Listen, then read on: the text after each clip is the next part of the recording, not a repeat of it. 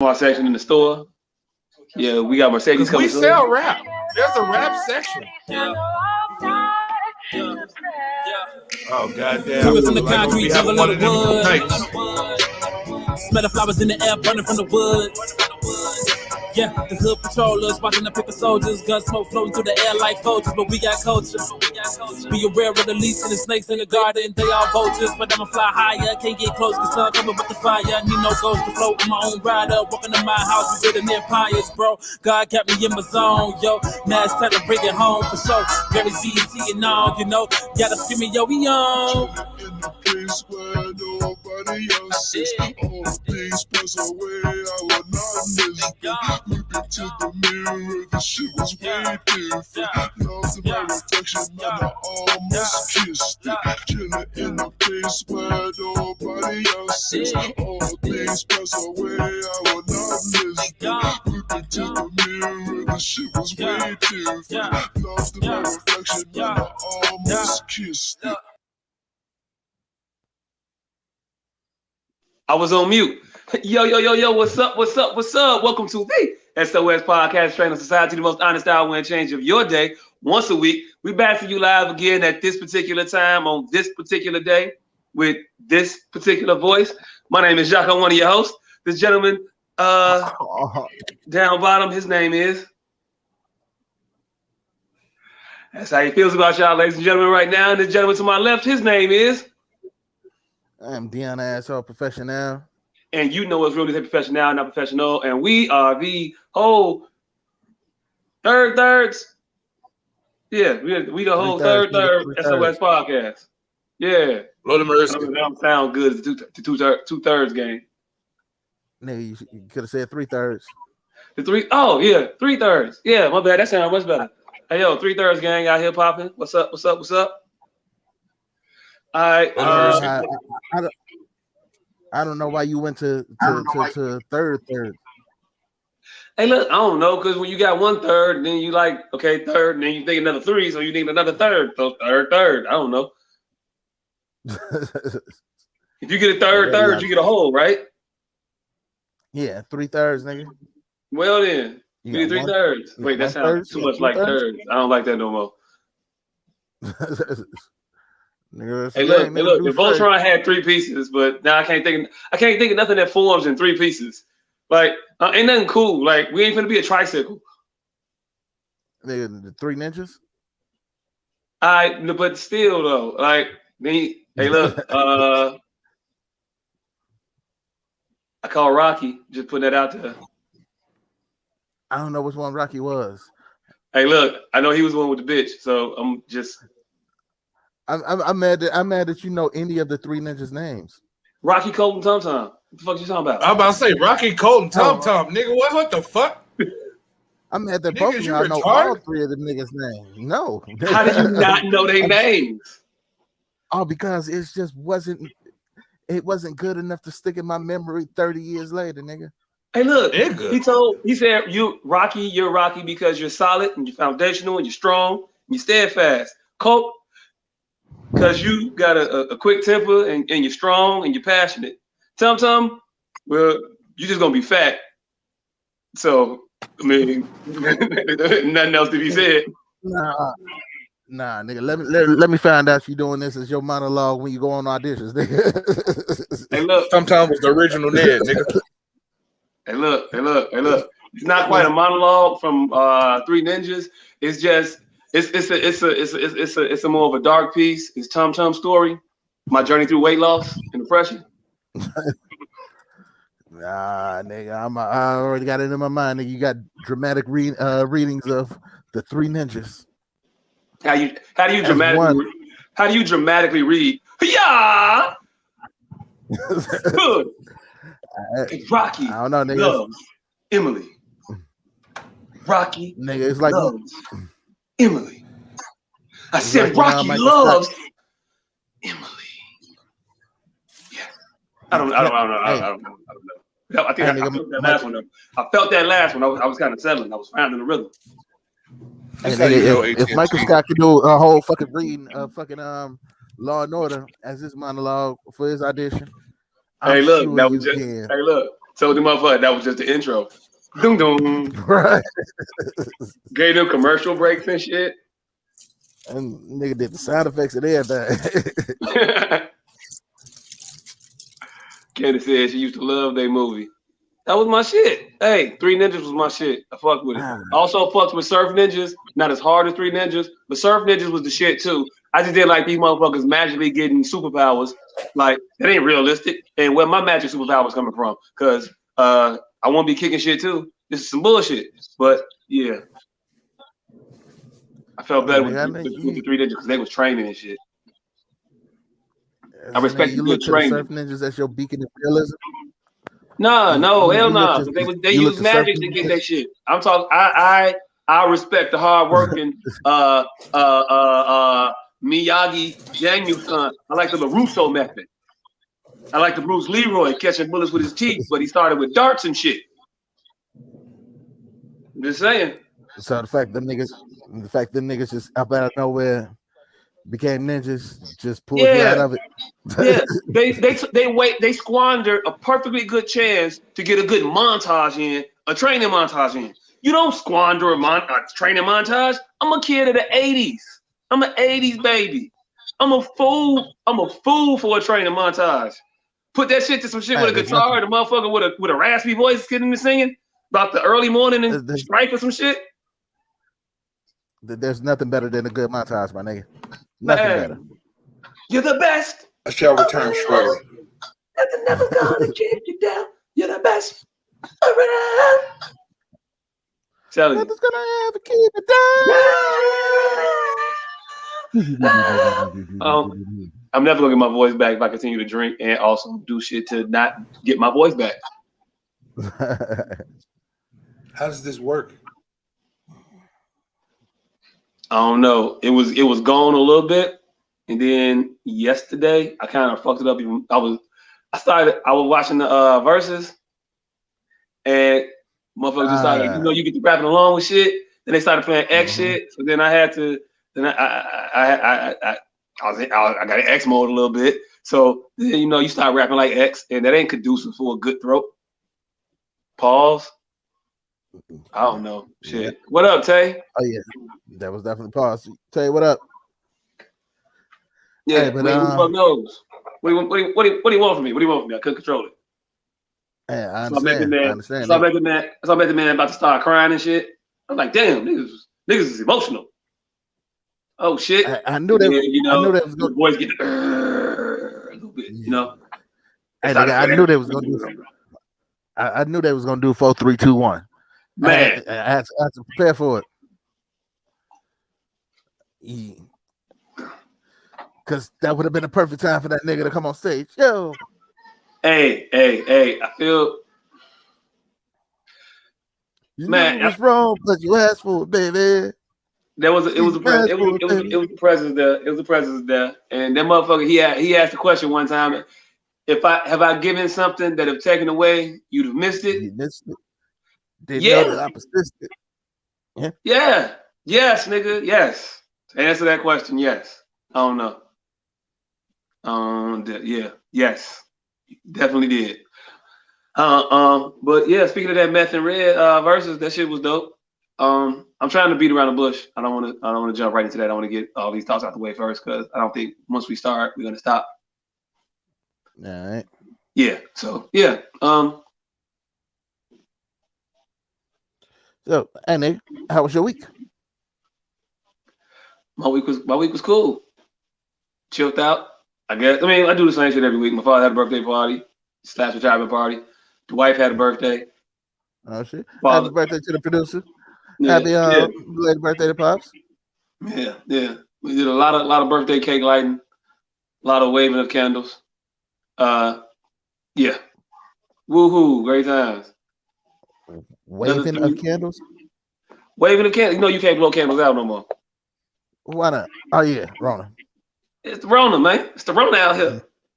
Yeah, I get it. Yeah. I get it. I ain't think about it for a second, but yeah, Rona. Yeah, it's the waving. Nobody blows out candles. You can't say the blowing out of candles. No, it's the waving of candles. Yo, Nigga, I'm finna be mad. What happened? Oh, nigga. All right. So, my bad. Is there anything else that happened in the week besides celebrations? Oh hell no, I don't be doing shit. I mean, started a new project, then started another project, and then got another project. So yeah, I'm being stupid again. But hey, look, it's me, right? What kind of project? Oh, builder shit. Ah, Not one of those yet. Not one of those yet.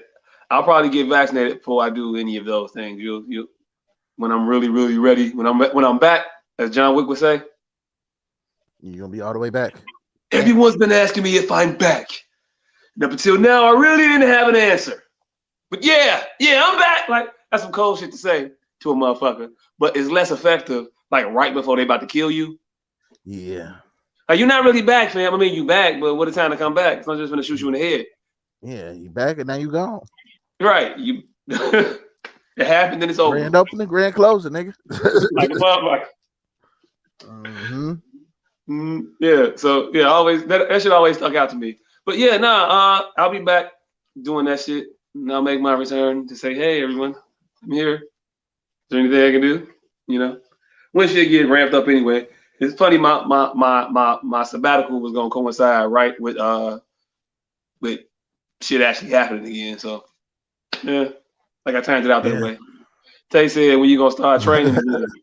Man, look, first of all, the shit I suggested for you to do damn near killed you.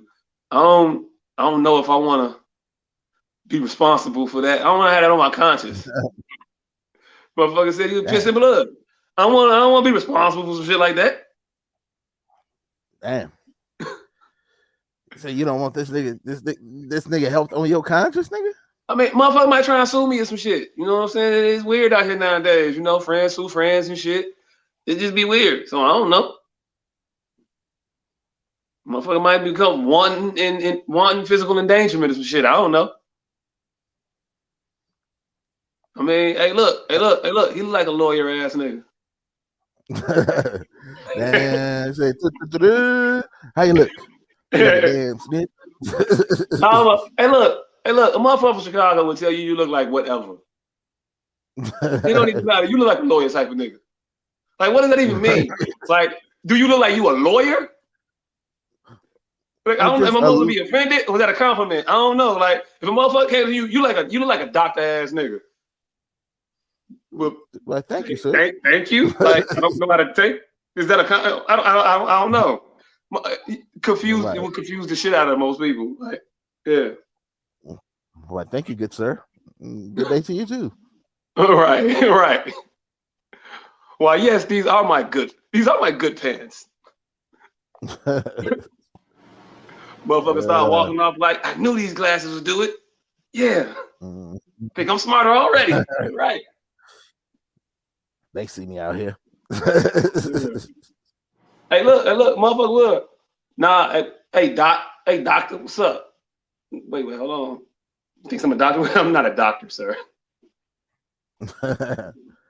Nah, Doc, we ain't finna do that.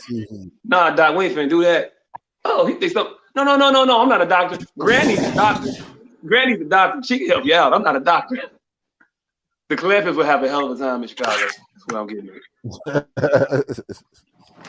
Hell of a time. Now we just chilling now. Now we just chilling. Oh, it's cold up there, is it? Nah. I mean, yeah, but nah. Like, what the fuck? Come on. You just be confused, and they show up at the fucking Taste of Chicago with big ass fucking raccoon hats and Daniel Boone furs and shit. I told him we was chilling. Come up here for what? Cold up there in July, huh?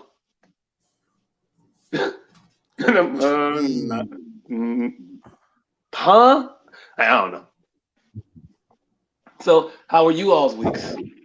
What did you all do now that you out from cheering the world? Tego say he ain't scared. He ain't scared of my workout. All right, cool. You need to do my workout. You need to do my workout. You did some shit I was like telling you to do. It ain't my workout. My workout.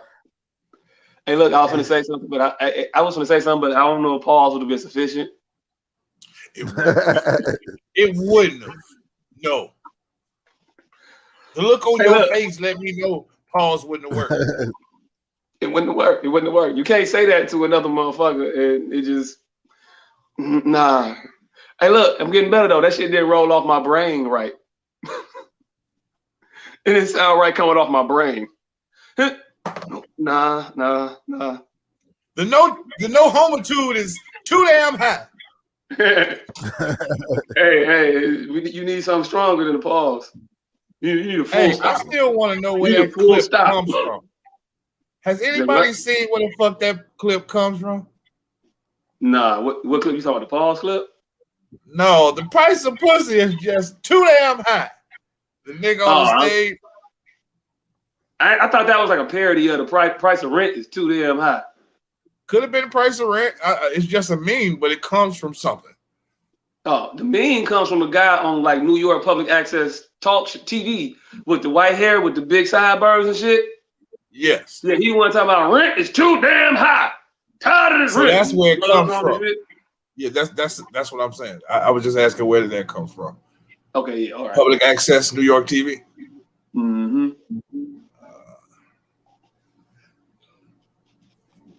Yeah. Hey, look, public access be letting you know. You know how many gyms we didn't got from public access? Oh, nigga, Reverend X, nigga. Reverend X, the bars looking motherfucker with the Bible, with his own version of cussing and preaching.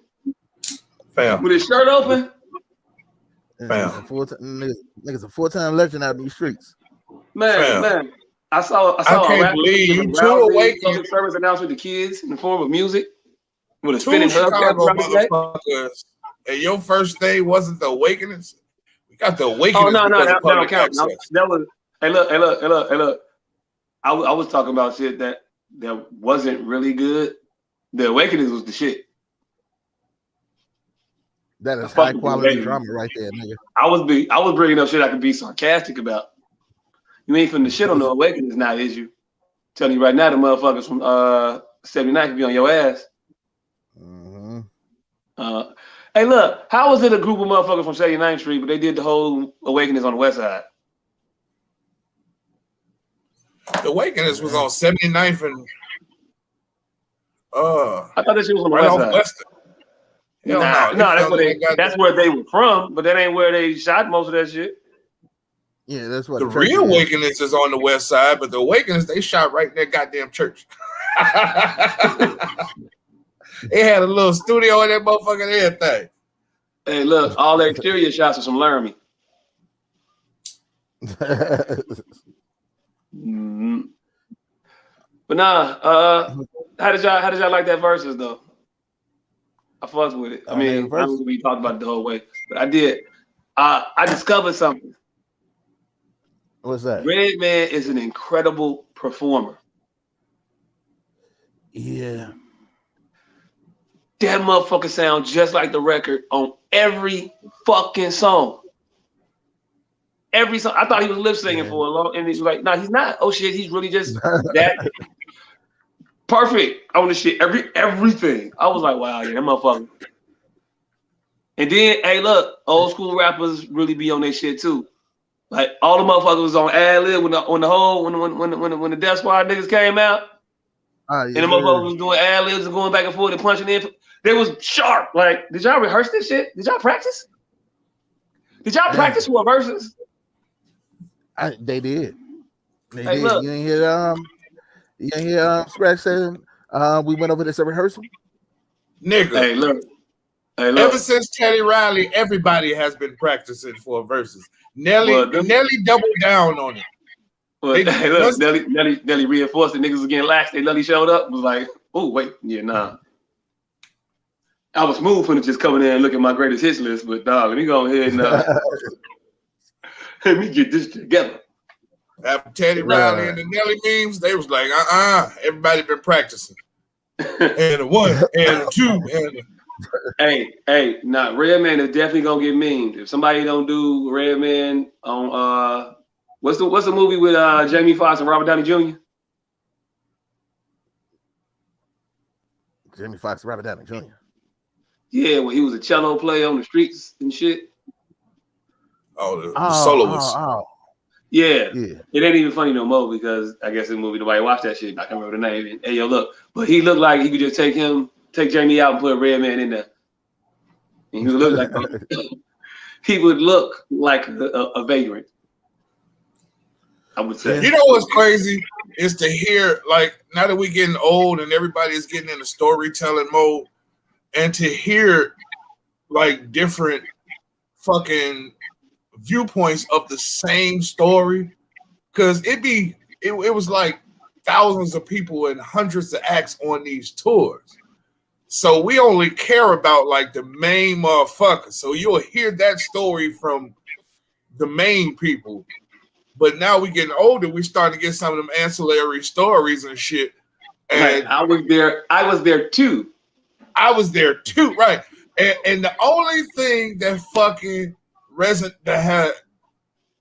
find it funny, the only thing that's fucking been the same in every single motherfucking story was the night Red and Meth came out on the Def Jam tour on the Wires.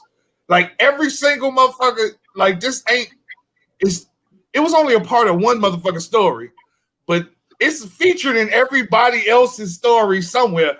Like, yeah, we were shooting and killing, and then these nigga Red and Meth flew past on wires and shit. Like, what the fuck is these niggas doing? Like, it's funny to hear the original story of a motherfucker talking about that incident, and then all the little ancillary stories of the people that were there that night. Yeah, man, we was robbing niggas out in the parking lot, and then Red and Meth came out on wires and shit. Like, those stories are starting to fall out. Nigga had a harness, and he flew past me, and he hit me in the head with it because he was wearing some ones, and he kind of clipped me on my shoulder when he flew past and shit. I was like, damn, man, hold on. But yeah, it was cool, though. The motherfuckers are wild boys. Hey, man.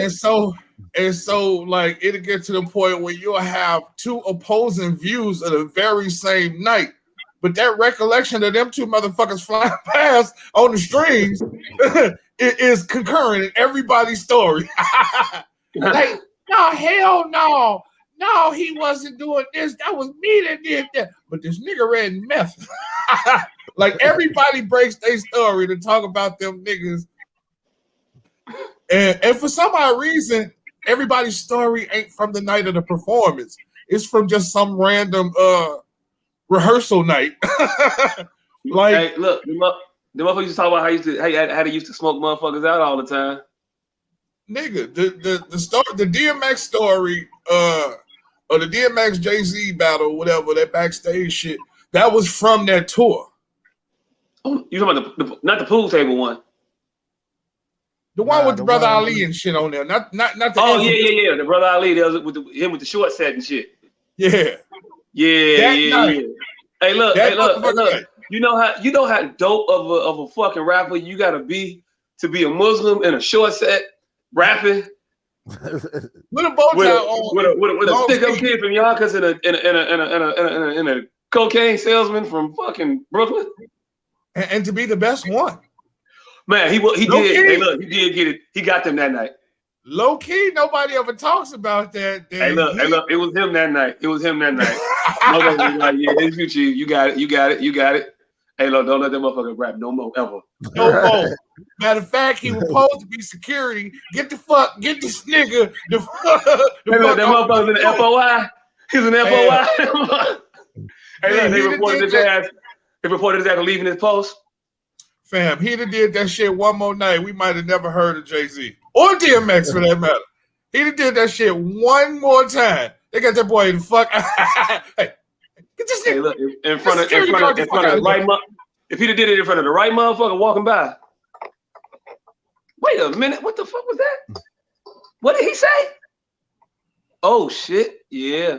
But hey, look, who gonna sign a militant Muslim short set suit wearing rapper? That's a hard sign. I don't know. Public Enemy. KRS-One definitely. He did it. Nigga Dead Prez.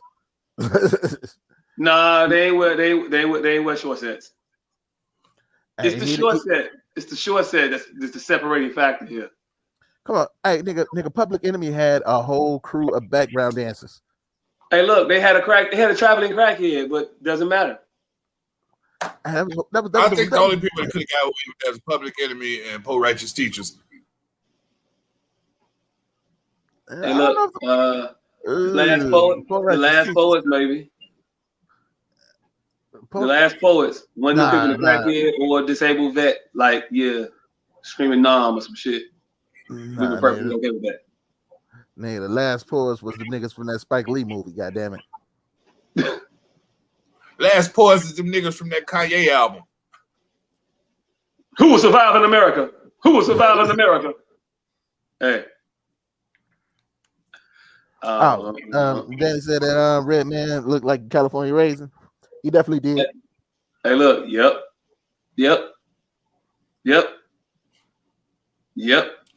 But he's funny than about that shit. But he funny than a motherfucker. He's just entertaining. Right. Red Man is the shit. Meth Cool, they like a great duo on the shit that they do. Hey, look, I'm cool with the verses being like that from now on. Now I just want to see. Now I kind of don't want the Escape SWV verses to be that way, because I got my money on one end of it, and if they do that shit, it's gonna be a long ass night for Candy, Tiny, and the girls. Nigga, well, unless these bitches like huddle up and say, okay, look, hey look, we only got one shot. Okay, what's her name? Toya, it's on you. we gonna play D. We gonna rebound, but it's on you, bitch. I'm gonna hit you with an ab lib so you get your breath, but it's on you. All right, all of them on you. Only shot we got. Cause I heard Coco do some shit. Coco did some shit by some Summer Walker shit a couple weeks ago on Instagram, and man, she's still out here blowing motherfuckers out the water. Hey, you know what's crazy? A long night. You know what's crazy about Perception? As at the time, did you look at En Vogue or SWV like an Escape, or they weren't marketed the same? Like in retrospect, you're like, oh, them was some hood rats. But at the time, I don't think they were marketed that much differently though. Like Escape wore the baggy clothes and shit like that. They just had, well, maybe a little bit differently because SWV. Well, no, Escape they was on baggy clothes shit, but they was like with the nails and shit like that. Like SWV had the nails and shit, but the big little dumbass nails. But Escape kind of tried to take TLC and fucking turned it up to 20. Yeah, because they was on So Def. They was they labeled the leader of their label was a 19-year-old. You know, so, TLC would be a better comparison, so to speak, but it feels like TLC is so much on a different level than Escape, too. Candace, I didn't see that comment. Can you put it back up in a second? But it feels like TLC just on a way different level than Escape, just as a group. You know what I'm saying? Like, you feel like you compare them to some shit, Destiny's Child type motherfuckers, shit like that. See, but I don't feel like that with Escape and SWV. Like, I don't know. En Vogue and SWV always felt. In the Vogue and SWV always felt like she say, more mature groups, older groups. Escape felt like it was marketed towards us. Yeah. But at the time, but now thinking in retrospect, all it was making hood rat hoopla songs. It was all making the same exact content. Pretty much. I think the difference is Escape was making songs for the hood rats, and En Vogue and SWV just made songs that were accepted by the hood rats. Oh no, re-listen to them catalogs, brother. Hey, you might want to Whitney Houston was making a lot of hood rat songs. Hey, look, Whitney Houston was making a lot of. We just gonna say, be honest with you right now. She made trap music. She made a lot of hood rat songs, but she was marketed different. So we didn't really listen to the words. Tramp music. It wasn't hood rap music. It was tramp music. Yeah, but it was marketed so that we didn't kind of relate to that until we started really listening to fucking the words of the shits. Mm-hmm. Candy said, nah, SWV were the hood rats too. They were side chicks in most of their songs. Hey, I'm not talking about the songs. I'm talking about their look, their marketing, the way they were pushed. I mean, they had the that's OPP my shit. point. They were hood rats too. Yeah, That's my whole point. They were hood rats too. And Vogue was the aunties, and Escape was the nieces. I get with that. Yeah, yeah. Hey, SWV, but SWV don't seem too much different, especially in retrospect. Like back then, we didn't really compare them and think of them in the same vein like that. But in retrospect, SWV and Escape was. I'm telling you, if you go back and look at that shit, just me thinking about it, they wore the same shit: baggy jeans, the vest, the puffy vest, the OPP jacket, shit like that. They all wore that shit. Boots. So in conclusion, yes. Yes. We did look at them differently than we do now. Yes. Oh, right. Yeah, exactly. Yeah. Just don't know why. But hey, look, I'm very much so looking forward to that one though. Hey, yo, look, Grand Rising, bro. Can't nobody talk trash about Red or Takal if you know 2 lines from How High. Hey, look, yes. Yes. Also, it seems a little weird to say Grand Rising at 9 o'clock. Hey, what up, my nigga Jerv? That nigga military, he might be in Cambodia somewhere. Oh yeah, well, yeah. Like, congratulations on your continued awareness, consciousness. I don't know shit. I can't wait till we 80 and I found out which of my niggas was James Bond. Hey, look, you're never gonna find that out because when you 80, James Bond can still get popped. Ain't you seen Red? And Red too, Yeah. Oh, it don't never end for the old niggas. Well, everybody else taking was retired. They shot half the niggas. Ready? Hey, I don't know if I want. He said depends on where you work. Hey, I don't know if I want the rest of these verses to be like that one. I don't think most of them don't have that ability. Like, you know, hey, Red Myth is some different type of niggas. Hey, look, it's appealing. It's appealing. Even though I know it's gonna go bad for my prediction, but it will be entertaining to see. Because SWV can still sing. They still singing. And if they just go back and forth on some singing shit, I'm here for that. And they upping the production value of this shit. It ain't a straight on camera no more. They moving around. They got look, it's something different now. Hey, you say that now. Wait until we get to the motherfuckers who can't really sing the way that they used to. Can't really perform the way that they used to. Hey, look, I have no problem with laughing at you for a good 2 hours also. See, but I don't want you to fuck up. I don't want you to fuck up my music by giving me this whack ass performance of it. Hey, I don't know. You can't fuck it up.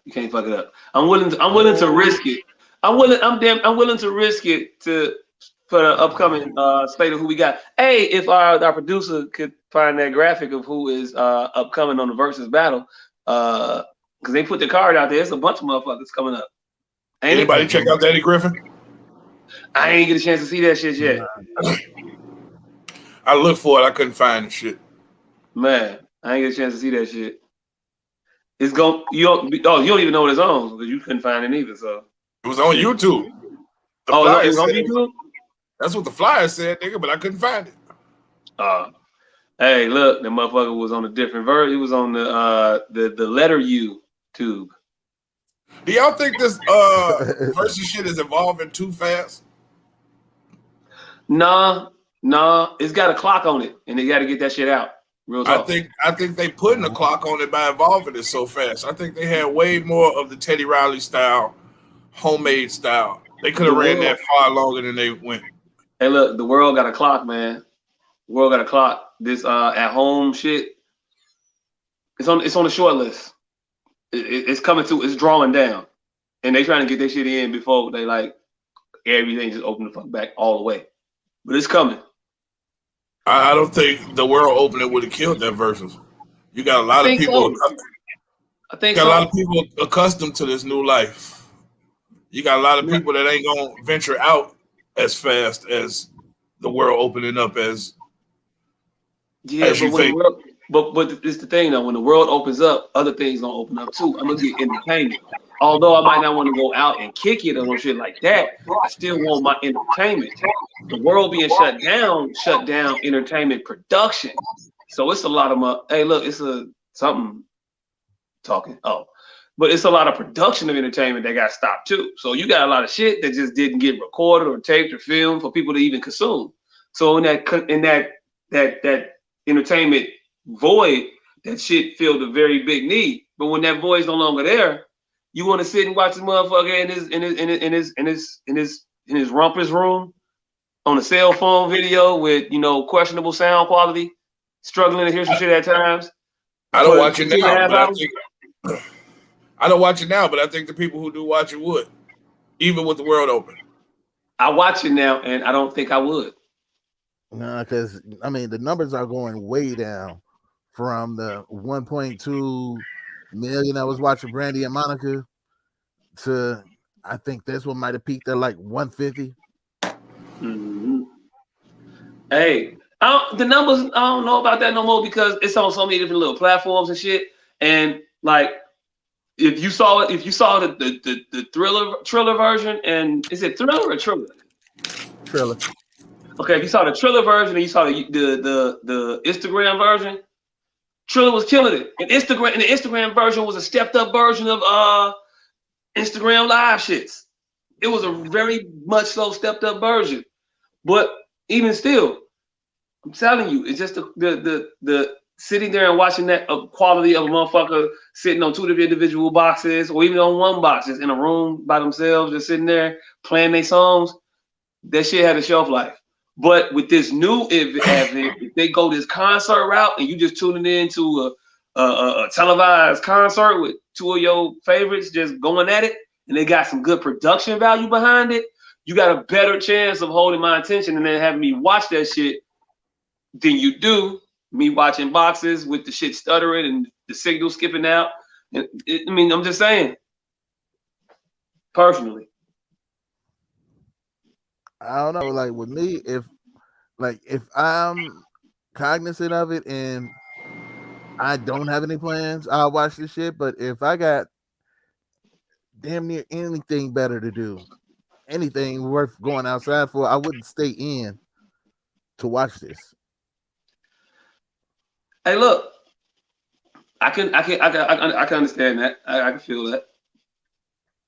But at the same token, if they giving concerts like that, I could see motherfuckers congregating to watch that shit. I can see that. If it's a good production value, I can see motherfuckers having a watch party for some shit like that, like you watch the fight or the game or whatever. You know what I'm saying? I can see that. I can see that.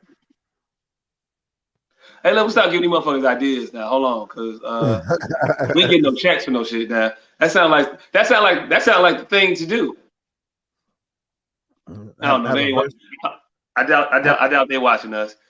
She said I can't find info on versus boxing battles.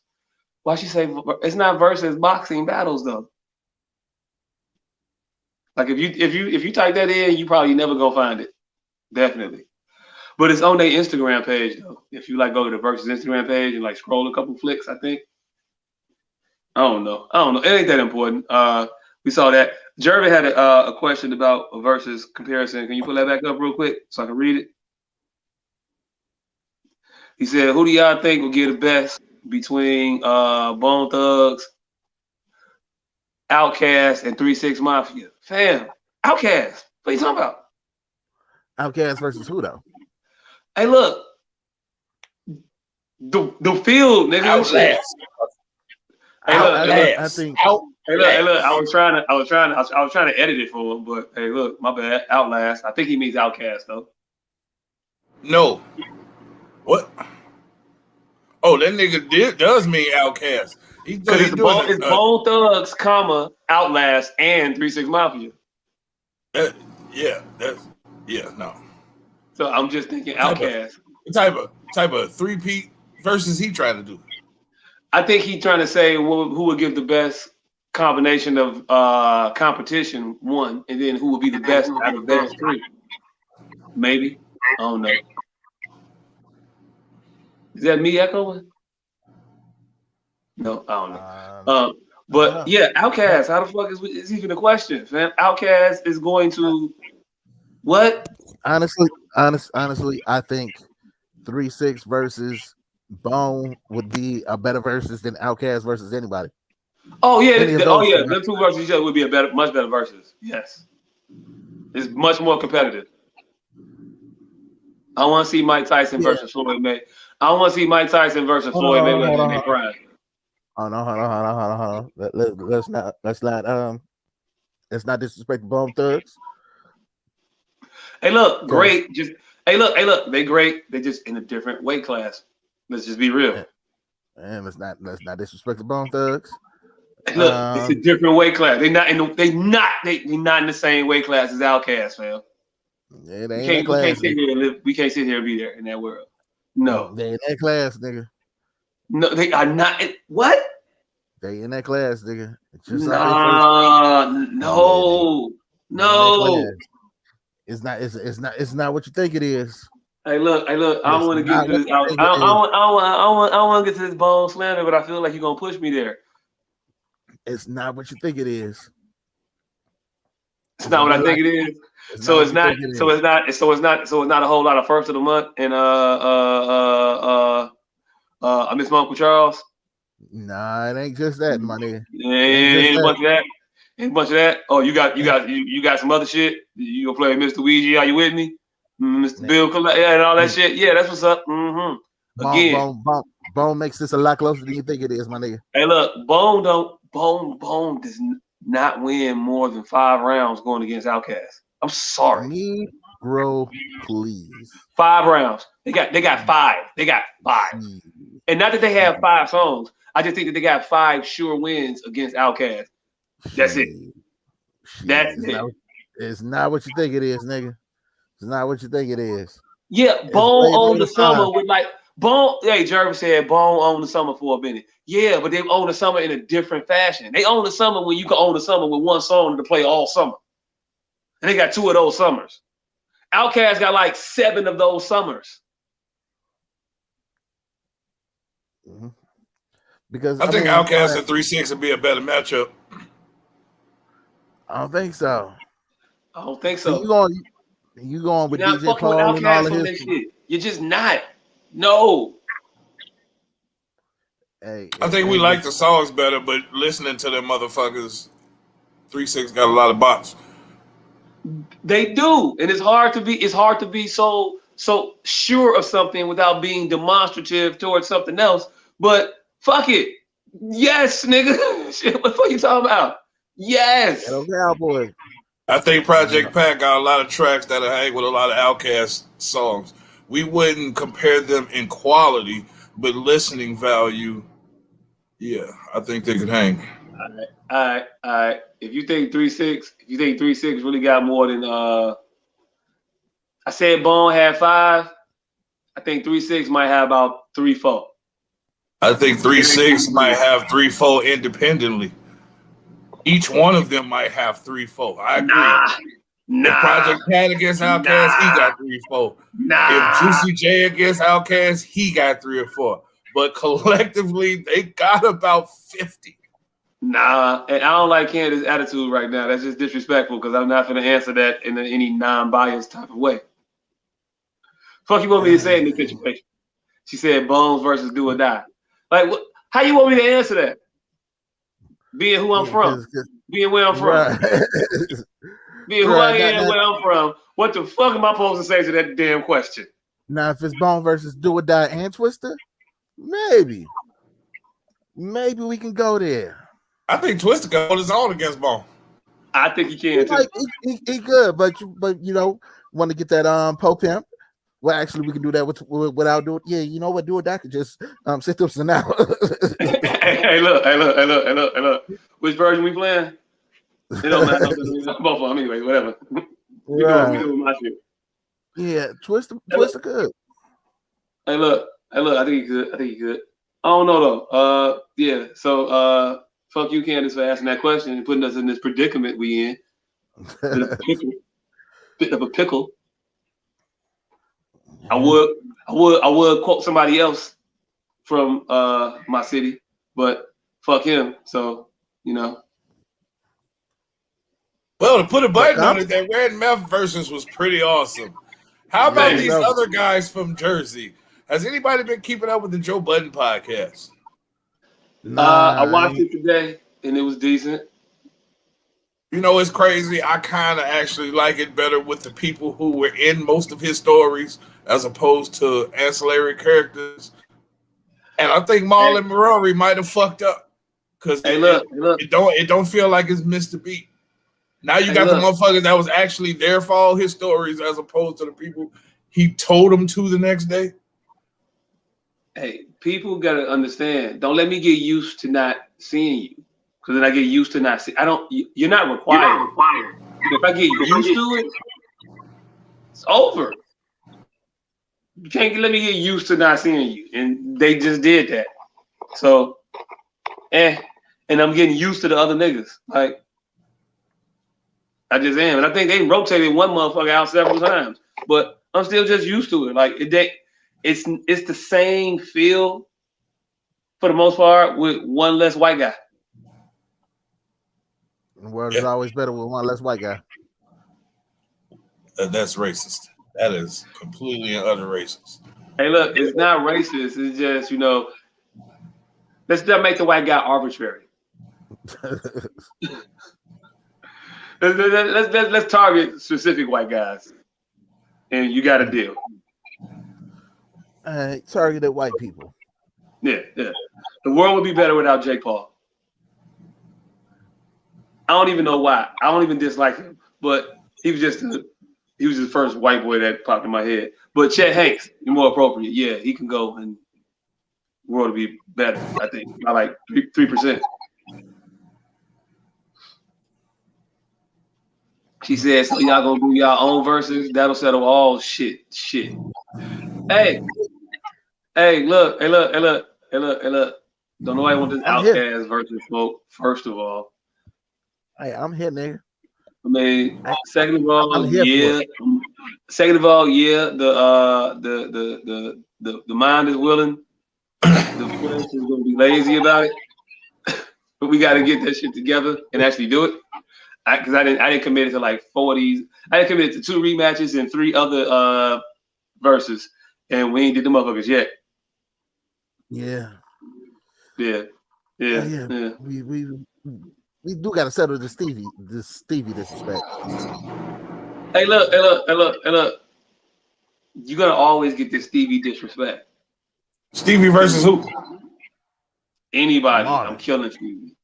Oh, I'm killing Stevie Lamar. What the fuck is you talking about? All day, every day. Hey, look.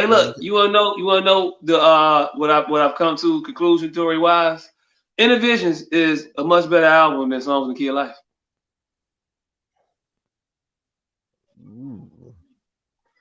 I don't know about much better album, nigga. Much better album. It's a great album. Much better. I enjoy that one much better. Great album. Songs in the Key of Life. I didn't find myself being upset by none of the songs, and not upset by subject matter. I was just upset at certain shit. Like, I don't want to hear this shit. It sounds sonically offensive. Songs in the Key of Life is a thriller. It's a thriller. It's not a thriller. It's not. Ain't no skippables on Thriller. It's skippables on Songs in the Key of Life. It's never playables on Songs in the Key of Life. Yes. Never playables? Yeah. It's certain shit I don't play. Hey, look, I don't know. You want to have this conversation right now? You want to have it? We can have it. I don't know. Let me pull up the Songs in the Key of Life, and then we can go through it track by track. And I'll tell you, nah, you don't listen to that shit. You be like, well, yeah, I don't ever listen to that song. Because you just don't. You're not going far away from the remote when you put that CD in. You ain't going far. You might put that motherfucker down. You might put it down, but you gonna know where it's at. Because you got to go around like track 6. You got to go, oh shit, wait, hold on now. Yeah, all right. When last time you used the CD? I don't even have anything that has a CD fucking. Hey, look, I'm looking at a CD player I ain't used in years. Damn. This shit is scary. I haven't used cash or fucking compact disc in quite some time, but they said it was happening. And I'm like, no, fuck them. I'm off the grid, baby. Motherfuckers will be stunned. Motherfuckers will be stunned. Then got all this convenience, and immediately that motherfucker walked in with picket signs and rifles, walked out with jobs applications. They got me. They got me. God damn it. It's been years since I've used a CD or a DVD. Yeah, Damn. I mean, the world has passed them on by. Hey, look, Apple spurs, and this I'm gonna give them their credit. They're an important component of society. They spur us to move forward when we may be a little bit stagnant to do so. Them motherfuckers took CD drives out of computers before anybody was comfortable with that, and told motherfuckers to deal with it. And we was like, no. However, will we be able to deal with such an atrocity? I can't survive without my CD drive. Oh shit, this goes how fast? It's light in a month. You know what? I'm cool. And they taking out all the shits. But had Apple not did that, motherfuckers would still be out here trying to, put that shit in and hear that little spinning sound. Now fuck that. I want my CD drive back, bitches. Hey, nigga, No, you don't. I bought, No, you don't. No, you don't. a big spindle of blank. I bought a big ass spindle of blank CDs right before I stopped using CDs. I bought a spindle of 50. I think I used 2, and then I gave away 2. So I still have like 46 blank CDs. Just waiting. Nothing to do. There's a great use for those. You go in the park, right? Take you a little rifle. You and the Don go out there. You have him throw them in the air, and then you bust off at him. Bye bye. You go ski with blank CDs. Hey, look, it'll be cheaper than you buying skeets. If you gonna go skeet shooting, or was it clay disc shooting, whatever, they're cheaper than clay discs. Serve the same purpose. Just write the names of whack albums on them. Nostradamus. Hey, look. Cool. Hey, look. You definitely can do that. That makes it fun. Nostradamus pool, motherfucker. Kingdom Come, pool. Oh shit! You really got a problem with Nas, electric album. Commons electric album. Cool. Nah, he named the Nas and the Jay-Z album. That motherfucker was equal opportunity shitter on her. Everything Snoop dropped out the Doggy Style. Cool. Hey, look. Dogfather was decent. Hey, speaking of Snoop, he had some shit that came on after the verses. Yeah, it was actually dope. I fucked with it. I actually liked it. Right? Yeah. I was like, oh shit, Snoop can still rap. Why doesn't he do this more often? Like that song was actually nice. I was like, yo, I actually like this Snoop song. What the fuck? No Snoop Dogg, no Snoop. No Snoop. I'm gonna check. Hey, look. I am going to check for the next new Snoop. I'm going to listen to that song again. I haven't yet, but I'm going to. I don't know if it was memorable enough for me to listen to again, to go out and search for it again. But if it come on, I will listen to it. And look, this the fucked up part about that. You know damn well that song ain't never coming on nowhere ever. First of all, when the last time a song just came on for you? Oh, nigga, on my Spotify, like after I listen to an album, it gives me accidentally a long list of suggested songs. Accidentally, and you going over there and stopping them coming on songs as soon as you can get to the phone. Nah, because I did actually discover somebody dope by that. I forgot what the fuck I was listening to, but after I listened to that album, this other nigga came on, and I was like, "Hey, this shit kind of hot." So I went to his shit, went to his page, listened to another song, kind of dope. Another song, kind of dope. Now I'm listening to one of this nigga albums. The nigga name is God damn it, I don't know what the fuck this nigga name is. And that's how fans are born. Hey, Right. hey. It go from what's the nigga name again? Who the fuck is he? Oh shit, that's my nigga MC such and so. MC Cool Breed. Hey, look, Right. Hey, look. I gotta go from not knowing you to knowing you to know you, right? There's a I process. can't be a new fan without being a new fan. Hey, I saw something in a commercial that maybe you guys can help me with that I didn't feel like researching on my own. So, some battle rapper was rapping against some other battle rapper, and he elbowed him in the stomach. And everybody ooh and ah. Does anybody know why that was pertinent? Hey, look, don't elbow nobody because it makes you look like in the sports battle rap. No, it was a bar. It was a bar attached. Apparently, it don't the rapper. matter. It don't matter. Let me preface it. The bar attached to it, the rapper he was rapping against, apparently he had told the previous rapper not to touch him. And the bar was, I dare you tell me not to touch you. And then touched him. And everybody ooh and ah. Yes. Because in battle rap, so much of your actual currency is tied up into the authenticity in which of the things that you say, the authenticity of the shit that you say. So if you're sitting up here talking about how 100 miles an hour, how about you shoot a motherfucker, beat a motherfucker up, and you don't know no point tolerating no disrespect ever at all times. You wish a nigga would. That's the cloth you cut from, and then that nigga does the thing that you've been wishing that they would, and you know damn well you ain't gonna do nothing because you really wasn't never that anyway, and you're not actually upset. But now you got to get up here and further talk about how you would do bodily harm on this motherfucker when you just let this nigga elbow you in the stomach. Although jokingly or whatever, it removes the mystique of the tough guy shit. So basically, intrinsically, that's what it was. Yeah. And it wasn't some battle rap thing where this nigga was untouchable and well known to be untouchable. It just makes that could have definitely been the thing. But once I do that, I destroy that illusion. That makes it just weird. Battle rap is weird.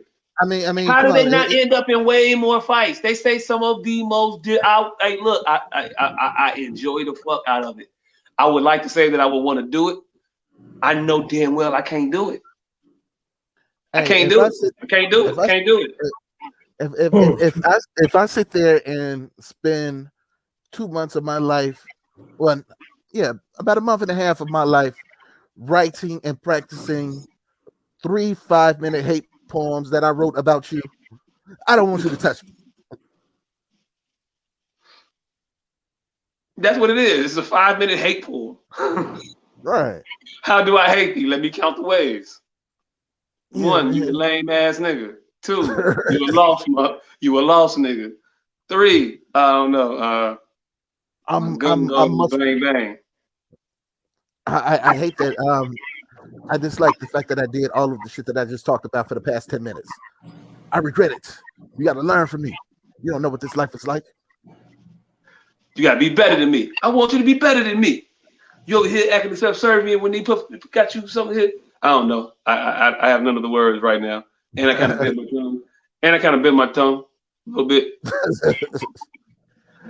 Motherfucker, we eat too fast. You know how you bite your tongue and it's a fresh bite? So everything you do is just mad. Hey, look, there's not on the list of shit that hurt a lot. Tongue bites is up there. Yeah, it's a sleeper. It's a sleeper. It's a sleeper. That's a dark horse. That motherfucker make it to at least the Elite 8. It's a Cinderella story, it's for sure, but it's the Elite 8. I'm a professional eater. I haven't bitten my tongue in decades. The fuck? Fam. Hey look. The sheer amount of use. Yeah, it takes skill. I'm a professional, sir. Don't try this at home, apparently. Don't try this eating shit at home, apparently. Hey, look, that was a fat joke, by the way. It's a highbrow fat joke. It wasn't highbrow. I doubled down. Don't try this eating shit at home, apparently. I'm a professional. I'm a professional. Look, that tells you niggas ain't fat. Y'all still, nigga. Motherfucker, think my tongue just pack up and watch me in awe when I get out. Hey, look. I don't even think that motherfucker be in my mouth no more. I'm fully the motherfucker who don't need a microwave that go up to 4 minutes. What the fuck for? Fuck is you cooking? Nigga, that's how I knew y'all wasn't for real fat. What? I ain't put a plate on in under 2 minutes, in under 3 minutes, in God knows how long. Hey, look, if it's coming I straight just had out a plate on 3:30 and some shit was still cold on that motherfucker. You niggas is if it's just coming not straight out putting if it's coming food straight out on the these- refrigerator, if it's coming straight out the refrigerator, minute 30. You niggas is We're just done. not putting enough food on these vessels now. We're done here. We're done That's here. it. That's why y'all still biting y'all tongue at 40. Because y'all not putting enough food on these vessels. Y'all not taking enough bites throughout the day. Y'all not training, brother. Y'all not putting enough effort into this shit. Hey, So look. you just can't wake up and be great. You got to work. Hey, look. There's a level of dedication I just do not have. This is what I'm gonna need y'all to do. I'm gonna need y'all to put enough food on y'all plates to increase y'all microwave time 30 seconds. Just 30 seconds. Start 30 seconds. Enough food to increase your microwave time 30 seconds and report back to me and tell me how you feel after a week. You know how much more food I put on my plate to add another 30 seconds of microwave time to that motherfucker? I do. Hey, look. Maybe we start off slower. Like, hey, look, I'll pump in the 10. Pump in the 10 second, hey, the 10-second button. Add 10, boom. And I'll try that out for a week. No, 10 seconds, no. I need at least you're in the middle. 27 and a half seconds. You got to crawl before you can walk. Juju said, the only thing warm is the plate. Hey, look. Hey, Jervis said defrosting. Yeah, defroster is the only thing that I will put in the microwave that is for an extended period of time. And that's like a frozen, like, whole row of, like, chicken legs or some shit. Just a block of chicken wings stuck together. Yeah, that's going to be a couple minutes. And I ain't even putting the time in on that shit. I'm putting in the weight. And it puts his own time in. I'm appalled at you niggas. Especially this nigga who always trying to claim FUBU. Oh, nigga, I am, nigga. FBU, nigga. Fat Boys United. God damn it, I'm here. No, fam. I'm gonna need you to at least put 30 more seconds on the clock. Hey, Juju out here fancy. She said, I never use the microwave to defrost anything. Well, whoop-de-doo for you and your planning ass. Yeah, congratulations. You can pull the plan and stick to it. I've never used the microwave to defrost anything because it cooks food. I've never seen it defrost anything. Yeah, what do you fucking do to you too? That you could just sit here and just have all that time? Yeah, Us real people, us regular motherfucking humans. Yeah. Hey, look, put that shit in the microwave. Us regular humans take it out the night before and go to sleep and let God do the work. Hey, look again. Yeah, that level of planning is just not a regular occurrence in my house, my living quarters. Ooh. Hey, speaking of defrosting, what the fuck is it about the fucking front door that immediately reminds you that you didn't take that pack of chicken out the freezer that your mama told you? Because it was ass whoopers associated with that creaking the door and her going to that sink to not find that shit in that sink, or to find that shit in that sink still frozen solid because you just took that shit out like 4 minutes ago. Oh, that door! You hear that door click and the game just. Oh shit! I ain't take that chicken out. Damn. Now you trying to invent science, so why this shit's still a solid block? Like, see, I thought if you run the cold water must have kept it frozen. I'm sorry. I apologize. That's what it was. Normally it's more sun on this side of the house and it'd be warmer over here. So I was judging by the normal degree that I thought it would be in this area. And typically that'd have been enough time to get this prepared, but oh no, they ain't buying none of that. Okay, all right. We learned about this science yesterday. Hey, look. Why you can't just cook frozen food? Because it don't cook right. Why it don't cook right? Like, Because has anybody ever tried to cook frozen food? Like, really? Like, I don't know if we haven't been lied to our whole lives. Plenty of thoughts. I know. Every Thanksgiving the thoughts cook some frozen turkey and it doesn't end Yeah, up but well. has anybody that can actually cook tried to cook frozen food? Don't give me any motherfuckers who ain't never cooked nothing else ever cooking some shit. But I mean, a motherfucker who actually knows some shit about cooking, I don't know. This might be one of them things the motherfuckers just been, hey, look, this might be one of them jar lid situations with the jumping and that lid not being there no more. I'm just saying. Your stove was born in 1937. You might not have enough power in that motherfucker to do the things you need to do. I don't know how my stove get, but that motherfucker get pretty fucking high. What your stove go to, like 575, 600, some shit like that? 500.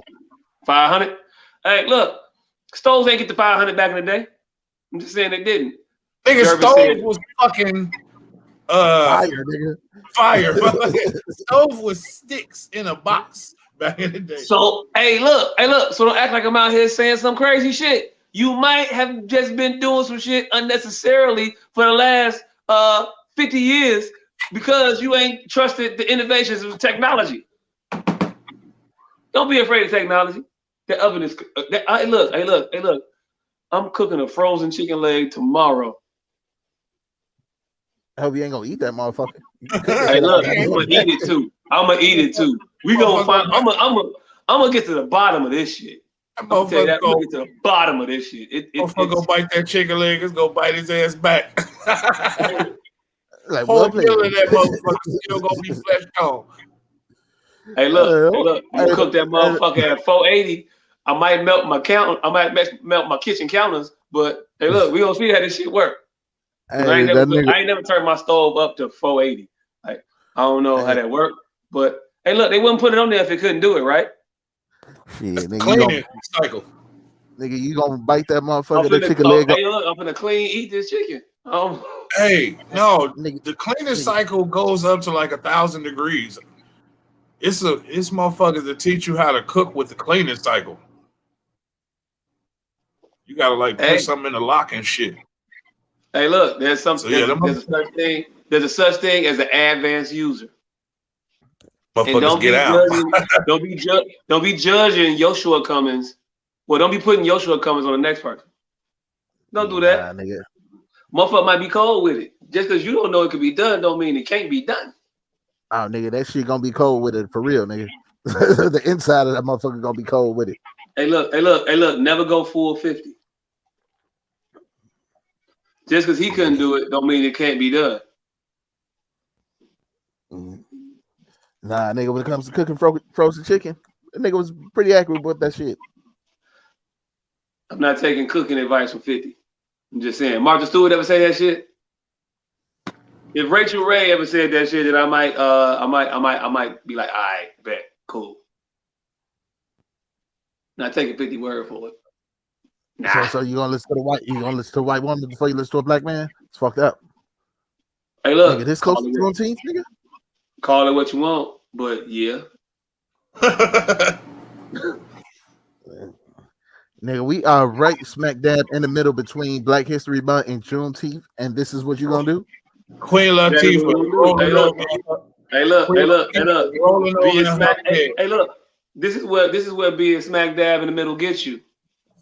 Furthest you possibly can from both of them. Queen Latifah is rolling over in her bed. UNITY indeed. Hey, look. I'm saying that shit next time, by the way. I think that was some cold shit. You know what being smack dab in the middle of some shit gets you? The furthest you can from both of them. Just saying. It's true shit. True shit. Hey, look. Y'all feel free to use that. You know, I'll be dropping jewels on this motherfucker now and again. Y'all want to pick them up, y'all go ahead and sound slick like a motherfucker like me. Woo! UNITYND. Fuck y'all. Anyway, I don't know. I don't know. I was just talking shit. Right. Continue to defrost your food properly, people. Don't take it. But at some point in the near future, I am gonna do this frozen chicken leg experiment. Probably when I go to the grocery store and get a chicken leg and then just freeze that motherfucker individually, because I'm definitely not finna pull a single frozen solid ass chicken leg off a stack of chicken legs. That ain't gonna happen. You can't just get one. Like this is a hard ass experiment. We just get one off the block. Hey, we lose in the 90s. We lose in the fucking 90s, gentlemen. I searched the Encore gift today, and no gift came up. This has perturbed me all day. I don't know what the Encore gift is. You talk about 2-pound family size. 2-pound family size. Yes, I searched an Encore gift, and no gift appeared. I didn't know there was ever an Encore gift. I didn't either, motherfucker, but it should have been. That Encore commercials were fucking hilarious and popular enough that we should get a Where's the Meat gift. It should be a Where's the Meat gift. It should be an Encore gift. I was remiss that there was neither. And I'm like, we're slowly fading the fuck away. Hey, look. It's something about a strange man accosting a woman and asking her familial situation in the middle of the frozen food section aisle of the grocery store. It doesn't play quite the same way in 2021 as it once did in 1987. Don't you, Kevin Samuels, Al? He approached wrestlers as well. Hey, look. That don't matter. It don't matter. It don't matter that he was an equal opportunity predator. Hey, this is how I found this out. It's a meme circulating that asking the ladies what they are, and it's giving weight, and it say yada yada through yada yada, you're a snack, yada yada, you're a meal, yada yada, you're a buffet, and them numbers is kind of fucking a little skewed. Some of the motherfuckers was looking like 2-pound family size meals. And so I was looking for an Encore gift, and there was none. And that just sent me off in a whole new direction. It saved them motherfuckers, first of all, because I never went back. Matter of fact, I need to go back and fuck it. It's so awesome. Hey, look. All you gotta do is put a family size can of Bush's baked beans. I think she'll get the message. You might also get reported and banned from Facebook for another 30 days. But hey, look, it'll be worth it. I'm telling you. Put a can of Bush's baked beans. Hey, look, give me a Bush's baked beans emoji. Some of you bitches is Bush's baked beans built. I don't know. Baked bean built bitches. Yeah. Bush's baked bean body bitch. Badly built Bush baked bean body bitch. Your big body Bush built bitch. But hell no. So I was fucking this big bitch in the back of a bowling alley for a bologna sandwich. See, that's why I don't eat like you. I just pan fry my own shit at the crib at 2 a.m. for myself. Make it pop in. Something about that red string is amazing too, by the way. I don't know what it is. It's like the bologna sandwich, you get an appetizer if you get the bologna with the red rimming around it. Because the red rimming acts as an appetizer. Because I've never taken that motherfucker off and not skinned it around my teeth to pull the meat off. Pause. But yeah. I don't even think you could pause that. Nah, you can't pause that. I think certain shit just best left unsaid. Hey, look, but am I alone in that though? I'm finna sit here. Y'all never did that. See, now you about to make me get fat. Hold on, no. I just want to get this on the record. So when you pull the rim off the bologna, You just throw it away? No. I just said you was about to make me get fat man person. No. Okay. No. But I don't just put that ring in my motherfucking mouth. Nigga, CFC and whatnot. You pulling, you Nigga, skin the meat off of it. No, nigga. Nah, nigga, do you know what that ring has been? Do you know what that ring represents? Flavor, nigga. I don't know. Hey, look, Nah, is that like you got an Arsenio Tourette going right now? Nah, nigga, Yeah. I just won one of my bets. For one of the people watching the video, this motherfucker just interimly just does a woo woo woo woo woo dog pound from Arsenio show. Nah, nigga, today I overdid my gambling. I placed 9. I got bets on 9 different games, Hey, and look, I would be good right now, but I think 2 games I lost by 1 category, and I just won one. hey, look. At a point, you might have to take a step back, take a look in the mirror, tell yourself that you have a problem. Tell him it Get a ain't couple gambling till meetings you lose, popping. motherfucker. Get a couple meetings popping or something. Hey, what that nigga say? 50 say, nigga, they say I got a gambling problem. Shit, I'm winning, you losing, nigga. Look like you got the gambling problem. Hey, look, he said that shit, and then 3 bets later, he was like, "Oh shit, gambling is a scourge on society.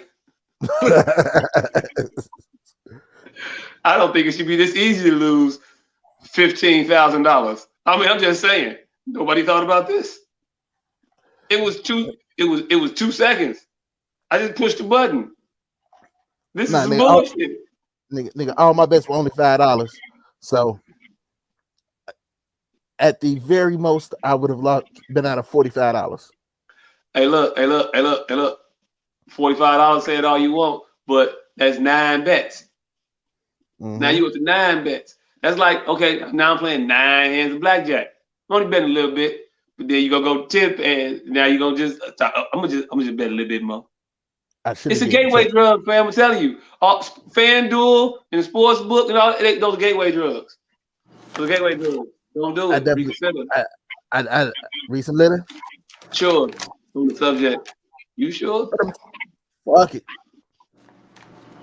Hey, but nigga, I should have did 10th. So hey, look. Motherfucker be trying to like reach that high. He's like, I should have shot a little bit more in. Mm-hmm. I should have did a little bit more. One more rock ain't gonna hurt. One more rock ain't gonna hurt. One more rock? Shit. I'm trying to help out. I'm trying to help out a friend here. So I might go. My question is, why ain't nobody ever remade the Emotion song and changed the words to the rest of my butt? Every time I roll up, that shit pop in my head. Whoa. Giving you the rest of my butt. Whoa. Just smoke the rest of my butt. Whoa. Hey, look. That's my new theme music every time I finish a journey. Hey, look. It was your fault for saying it. Now, Juju, how much we win? Eyeball, nigga. You ain't never supposed to tell the woman how much money you got. I had a motherfucker whose Sherry main name was tell me just the other day. They get money, they take it home. I said we were just shooting the shit talking about how we make money and you put some in the bank, you keep some at home because that's just how old we are. I don't know why. I'm an old nigga. I keep money at the house. I just have to have it tangible at some point, like just enough to get a touching on, in case some shit happens. You never know. But I was like, yeah, nah, you gotta go home, put it under the mattress, put it in the safe, whatever. You're like, no, I don't put mine in the safe. No, my wife be in there, so no, I got other plots. I put my money. I ain't doing that. I was like, damn. Hey, look. When you gotta start hiding your money from everybody, the government, your kids, your wife, you start feeling like you are officially Al Bundy. That motherfucker can go to sleep with his wallet in his pocket. They roll that. Yeah, They roll that nigga over. They roll that nigga over and go ahead and get his shit. If I say they, yeah, man. if I say I, they, I mean, I ain't got to pause it, right? nah. Okay, all right, cool. Just saying. All right, so I guess that's the reason why I have this random stash of cash in the house. Yeah, man. Hey, look. You talk to an old black man at a point. And if you keep money in the house, at some point in your life, an older black man has influenced you. We're the only ones that do it. All right, gentlemen, we an hour and 20 in. I think We I've haven't had talked about one single solitary thing. Hey, look, we only got Yeah. one. We really only got one thing to talk about. I just had to ease into it. I didn't really want to jump right in there a little bit. I wanted to have a pleasant show first, and And then I get don't to know the how it's meat gonna of turn out from this it. point on. We gonna see. I don't know. So we'll just hop right into it. Yesterday there was a verdict reached in a George Chauvin murder case, and he was found guilty on all charges: second degree murder, I think third degree murder, and manslaughter. Right? No, it was second degree manslaughter, third degree Oh, murder, and some other bullshit. I thought it was second degree murder too. I don't We're think just so. I gonna think it was clear it up. That is Derek Chauvin and George Floyd. Before they think you meant George Chauvin or whatever the fuck you said. Oh, no, the George Floyd case and the Derek Chauvin trial. No, I know you know, but the way Oh, you said it, you may have lost a few people. maybe my bad. Maybe okay, but anyway, so the verdict came in yesterday. Guilty on all the charges they charged him with.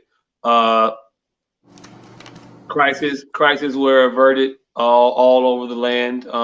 There was not a single currency exchange or target that was damaged yesterday, I believe. Yeah.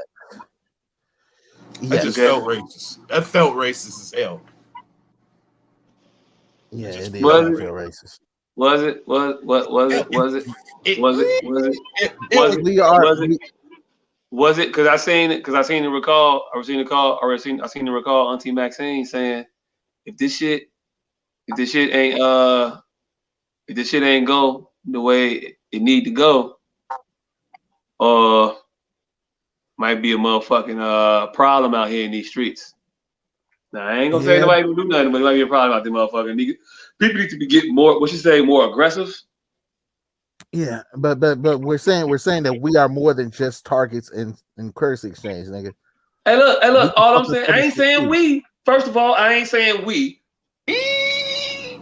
First of all, you projecting that on the wrong people, because I don't think that we own the license on going into targets and taking shit out. I'm And you just know how that saying. comment felt? Yeah, the comment feel like trying to place Anthony Anderson in history. Like I know what you're trying to say, but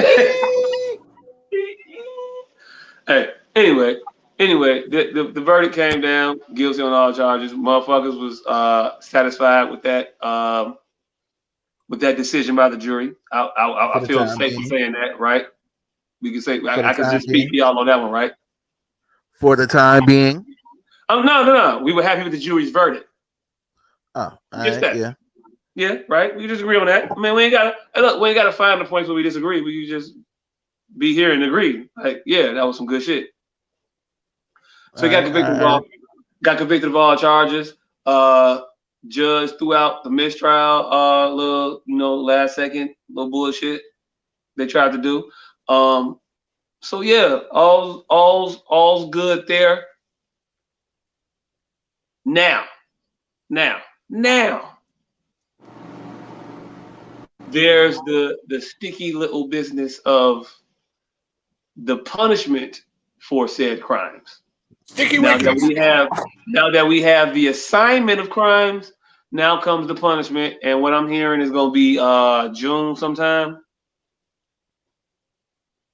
His sentencing is going to be in June, I believe. Correct me if I'm wrong.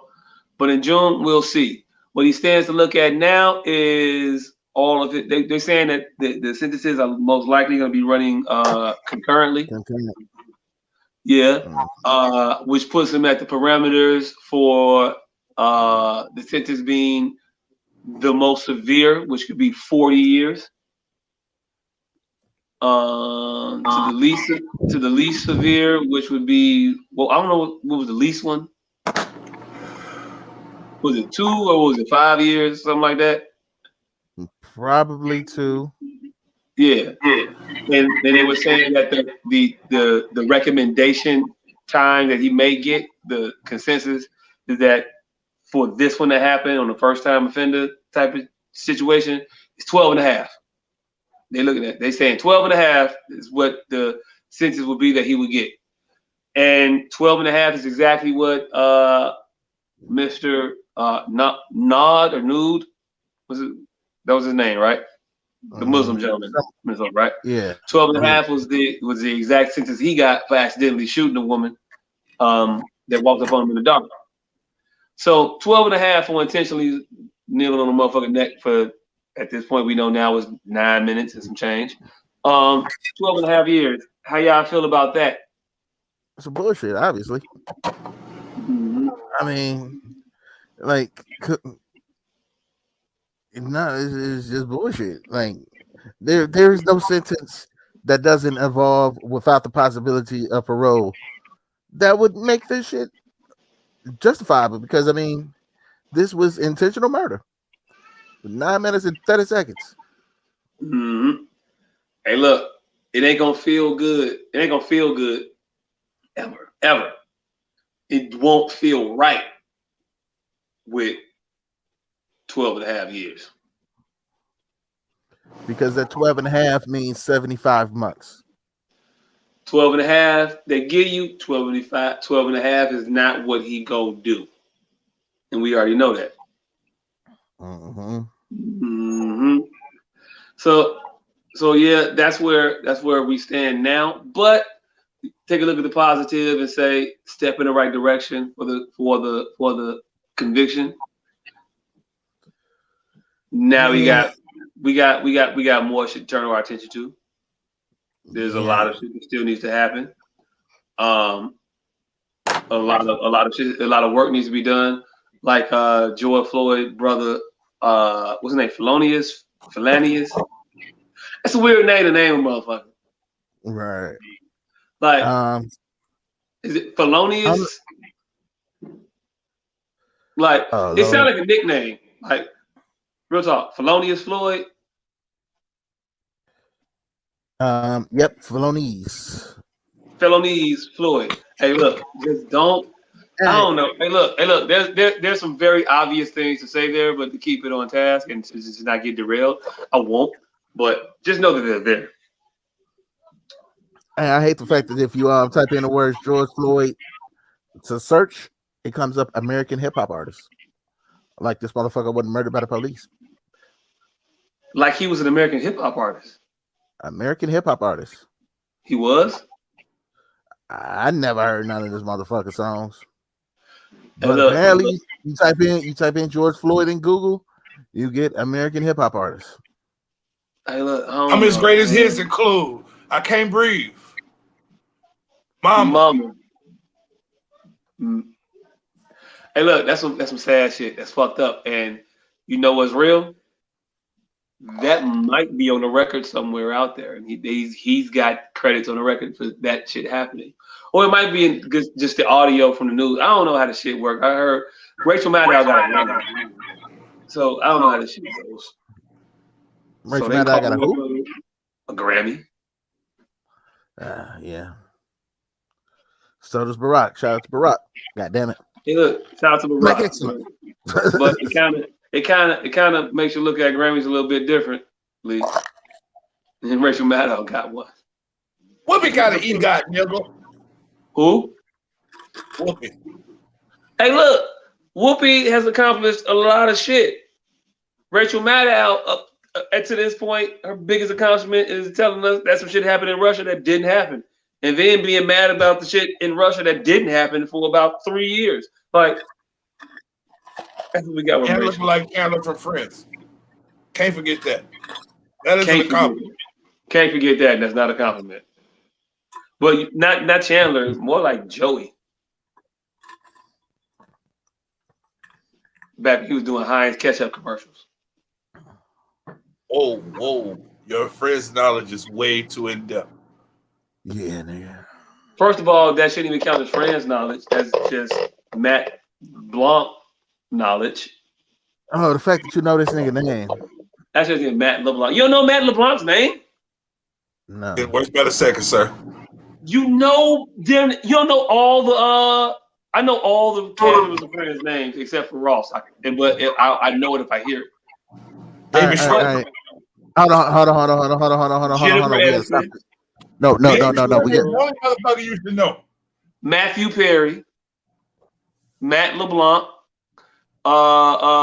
What's Monica's name? Monica. Courtney Cox. Jennifer Aniston is the only one of the Friends. That all right, hold on. Hold on. No. Now I need you to tell me all the real names of the actors from Living Single. Go. You better not mess up one. Hey, Look.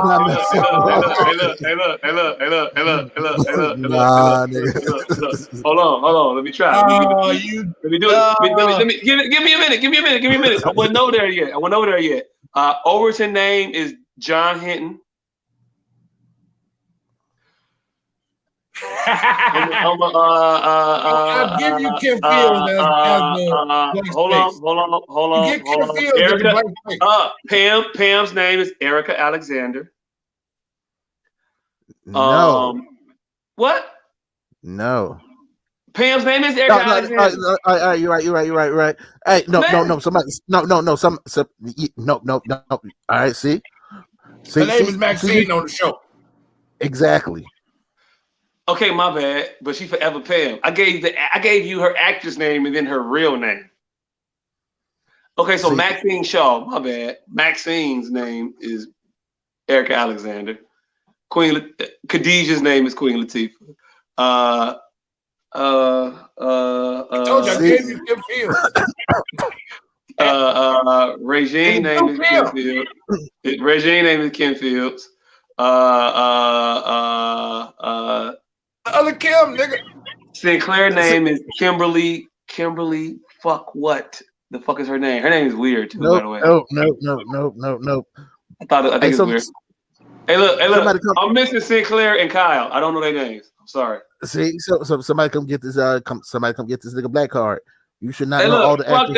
Fuck that. The cast of Friends have been in several dozen movies. The cast of Living Single, all the ones that had other work, should have been in your heart. I got you. The other motherfuckers who just really. Hey, look, my bad, damn, motherfucker. What's their name? What's Kyle's name on Living Single? What's Kyle Barker's real name from Living Single? I don't know his real name. TK something. TK Carter. See, and this is coming from a nigga who don't know actors' real names. Hey, look. I knew it. I just couldn't call it off the top of my head. And what's Kimberly's real name? Kimberly what? Kimberly something. Kim Coles. That's easy as an Kim Coles. Damn. Kim Coles. Yeah. On Living Color, it was Kim Coles. Fuck. T.C. Carson. We were both fucked up. See, but still, I don't know all the motherfuckers from the fake version of Living Single.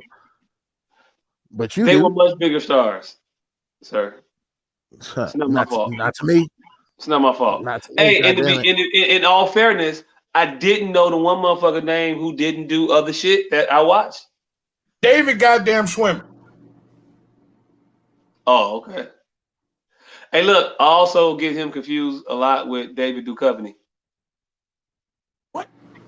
Mulder? I think they were. I truly believe that those two were at a lot of the same auditions. Mulder?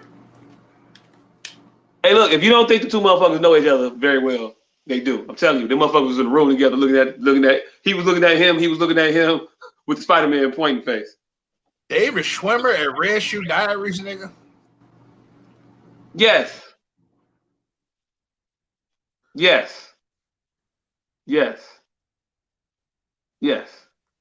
Anyway, so what we need to be what we were talking about with the George Floyd verdict and the focus now needing to turn to the the sentencing portion of these proceedings that's going to happen in June, and how 12 and a half don't feel right. So I'm going to still continue to feel uncomfortable until we see what happens with that. But it's not a time to celebrate. It's just a time to take a bit of a break, a reprieve, and get back to the business at hand of shit needing to happen and affect change. Where we at? I can't never get this shit. I see some shit on my face, like that is like, oh yeah, there we go. That worked better. It's like a red banner on top of my head with a time clock. Hey, remember when the police was just putting us out of parks and Starbucks? Good times. Hey, look, reminiscing on good old. Everybody want to talk about the good old days. Good old fashioned harassed. Yeah, but good old days of stopping us from selling water and shit. What a 2019 it was. 20 like a motherfucker. But hey, look. Anyway, so you got the sentencing that we need to be aware of. There's a lot of other shit that is going on that has gotten my dander up, so to speak. If the producer can go to the chat, I got a couple things in there that if she wanted to pull them up from a few individuals, i.e. one in particular, because she's a Chicago personality that really called me and was like, it's annoying as fuck because I see shit like this happening. And I don't think that any of it helps. So if you can go and tell me if you can't see it or you trying to find it. But it's in the chat to me. But it's a Sarah Spain tweets. So if you look, if you find those. But she was tweeting up a nice little storm about her feelings towards what was going on and other people's comments about what was going on. Did she use the word negrosity? She didn't use the word negrosity. While Candace pull those up, I'll just tell them to you though. So she was on Twitter, right? And she tweeted in one tweet.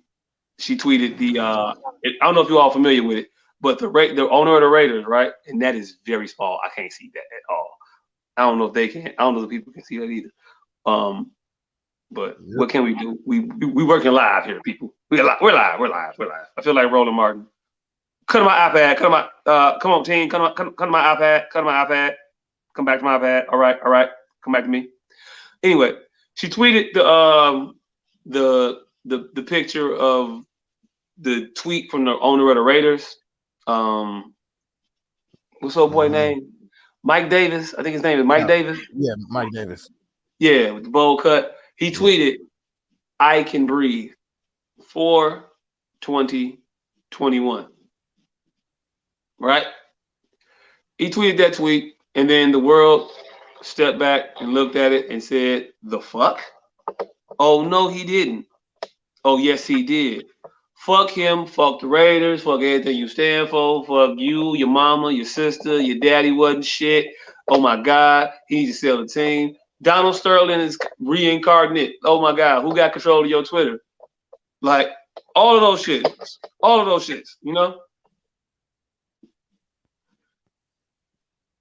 Turns out that the sentiment that he was conveying was in support to the Floyd family. And he was attempting to quote the brother of George Floyd in his sentiments, where he was expressing how he felt about the weight of the verdict being given and him finally hearing the words that the man who put his knee on the neck of his brother and his brother saying that he couldn't breathe and how he felt. And then hearing those words, and now he felt that I can breathe now. We can all breathe. We can breathe. He said that he got a lot of communications from people from all over the world saying that we won't be able to breathe until justice is served. And he said, hey, look, I want you all over the world to know that now we can breathe. I want you to say we can breathe. You know, in unison, in unity, enjoyment for all of us, you know, in a celebratory mood about what had happened and about the hope for what was on the horizon to come as far as justice in America for people who are murdered by the police. So he said that the owner of the Raiders saw that and tweeted in support of that. And yeah, nah, fuck that shit. People hit the fucking roof about that shit. Yeah. As well they should. Yeah, nah. Why should they? Nigga, there's a retweet button. All you gotta do is hit that. All you gotta do is hit that. Hey, look. All you gotta do is hit the retweet button, my nigga. This is the thing. He didn't tweet it. He said it. He can't retweet what the man said. Yes, he can. He could have retweeted that whole tweet. It wasn't a tweet. Are you hearing this? It wasn't a tweet. Was it a tweet? Sure I didn't see a tweet. I saw the press conference in which he said it. And I can imagine a young, probably stressed and obviously mentally challenged Mike Davis sitting there looking at this and saying, hey, look, yes, I'm with you. I can breathe for 2021. I can understand the motive behind it. I can see the sentiment. So I don't have to be upset at any confusion or consternation or anything that makes me construed a different way. And knowing the knowledge, this would also got me upset about it. Knowing it's one thing to be unclear about it and then make your response, and then when he lets you know what it was, and you still standing on that soapbox. And what she said was in her tweet, let me get it, I'm gonna read it because I didn't pull it up. She says, to be clear, I don't think, but don't know, parentheses, whoever posted this knew the connection to those who mocked Eric Garner, but regardless, it adds to the tone deafness of the post. It doesn't hit the right note, and it doesn't address today's events wisely and compassionately. So you mean to tell me, quoting the brother of the man who died that spurred the significant movement in history, because it's history, right? It's history. I feel comfortable in saying that. I think this is going to be talked about for quite some time. And I think a lot of the individuals that were murdered by police have made history, and they are now historical figures. But to quote the brother of that man isn't in connection with the goings on of today. He literally said that shit that day. What are you talking about here? Put that nigga name on it or something, but nah, nigga, you just this white motherfucker. Okay, yeah, put that nigga name on it. Talk. Like I'm saying, put the nigga name on it. Like we've been dealing with years and years of these white people mocking us, saying I can breathe. We've been dealing with that shit. So yes, regardless of what your intentions is, the way you did that shit wasn't the best look. Mm-hmm. Okay, but I liken to that shit to, man. Hey look. Woo, you lucky. I almost stole off on you. Now I'm finna. Hey look, we all been there. Motherfuckers surprise us, shock us with shit. Whoa. Oh, I almost fucked you up. You lucky. You lucky. I caught myself. I'm gonna fuck you up, and that motherfucker just gonna surprise you with a birthday present, birthday cake. Surprise! Hey! Oh shit, man! I almost fucked you up. You lucky. Yeah. But that's what normally happens though. I almost fucked you up. You lucky. Hey, let's party. Birthday cake.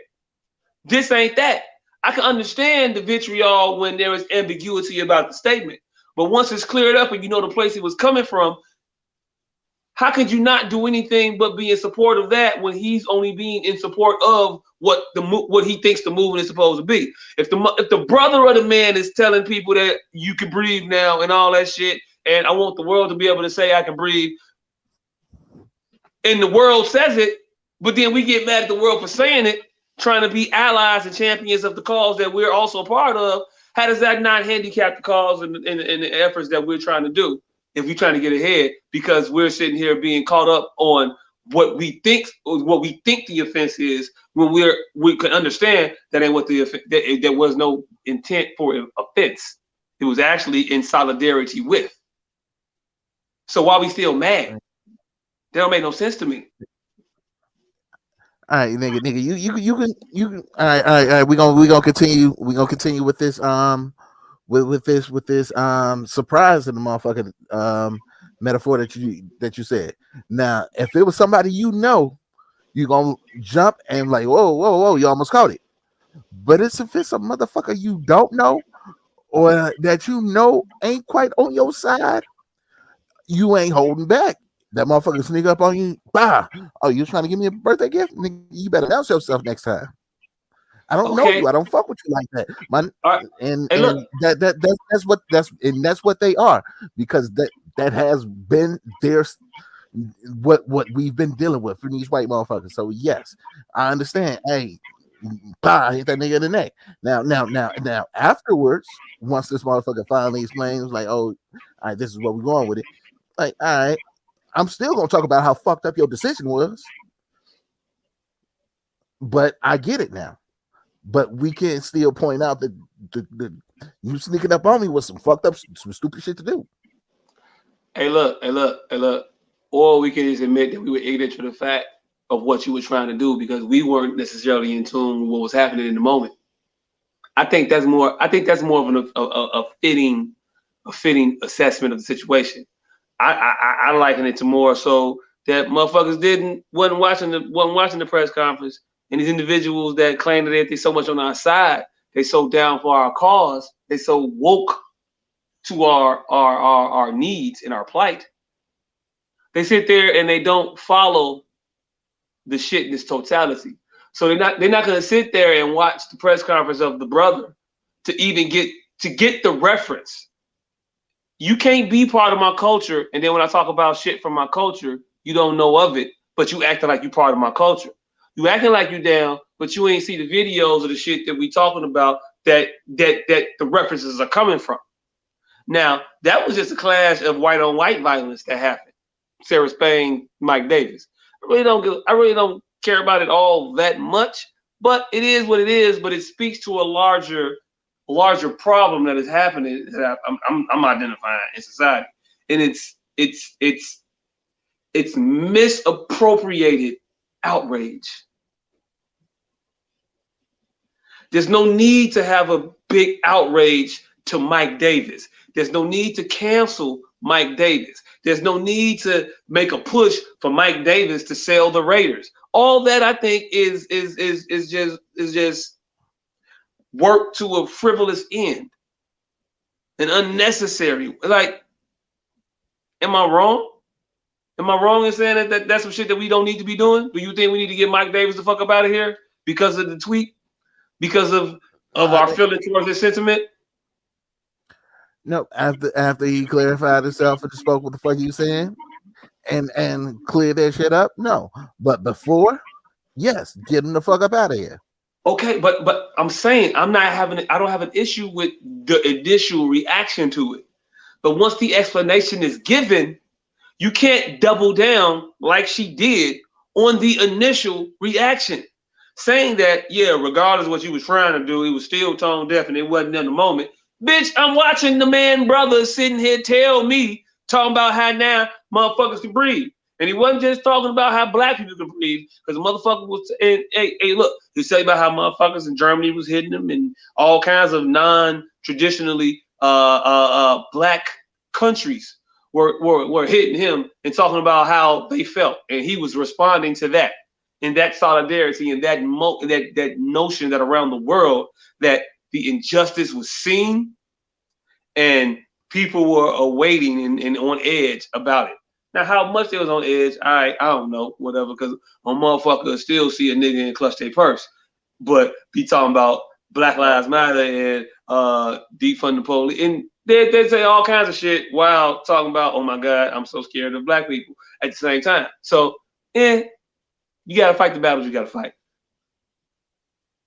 But with this one, it's not a battle we got to fight. It's not even something that we need to be bringing further attention to. Once it's explained, it should be understood. Am I wrong? Yeah, once it's explained, yeah, we understand. But still, we have to warn you, nigga. Watch yourself. You need to be careful around these motherfucking bars because you represent a team that has traditionally fucked us over. So you can't say certain things. And this comment right here. Juju says it was just tone deaf, like she said. He didn't need to say that, and he could have said it in a different way.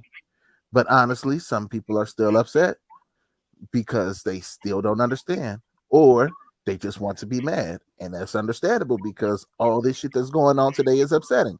And all this little dumb shit going on, like this tweet, isn't helping. Hey, look. Again, you could say the dumb shit like tweet. I don't think the tweet was dumb. You think it was dumb? I don't think it was dumb. I think the reaction to it was dumb.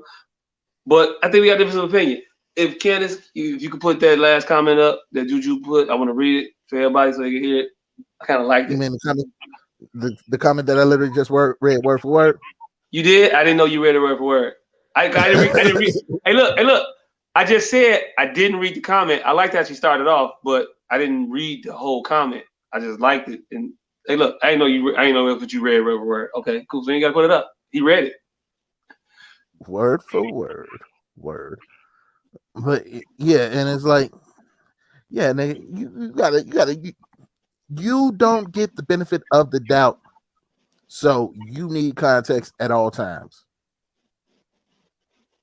Okay, but once context is received,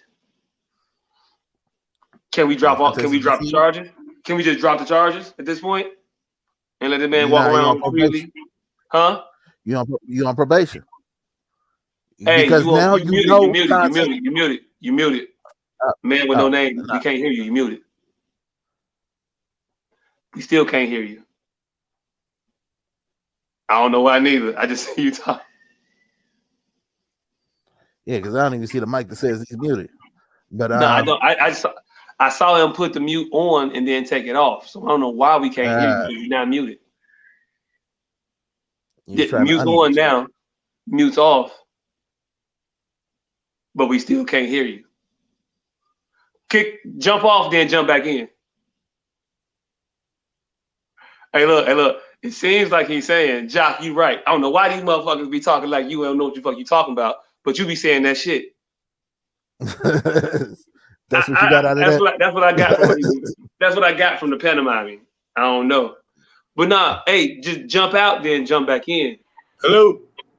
Oh, he hears you now. Hey. Hello. All right. Yeah, we got you. All right. What I was saying just restate that part. Jock, you right. What the fuck you niggas talking about? Yeah. What I was saying was people are just hypersensitive right now. I liken it to that scene in Coming to America when motherfucker was talking about boxing and just the mere mention of Rocky Marciano sent that nigga into a world speak. There they go. Every time they talk about body, they say Rocky, that's they one. That's they one. And it's like that. You got America in a hypersensitive state. And even if a motherfucker is making good sense, a la, let's just call him Bernie, the old Yiddish man, even if a motherfucker making good sense, seeing as how we're so sensitive, a motherfucker's still trying to combat the sentiment. Not the information so much.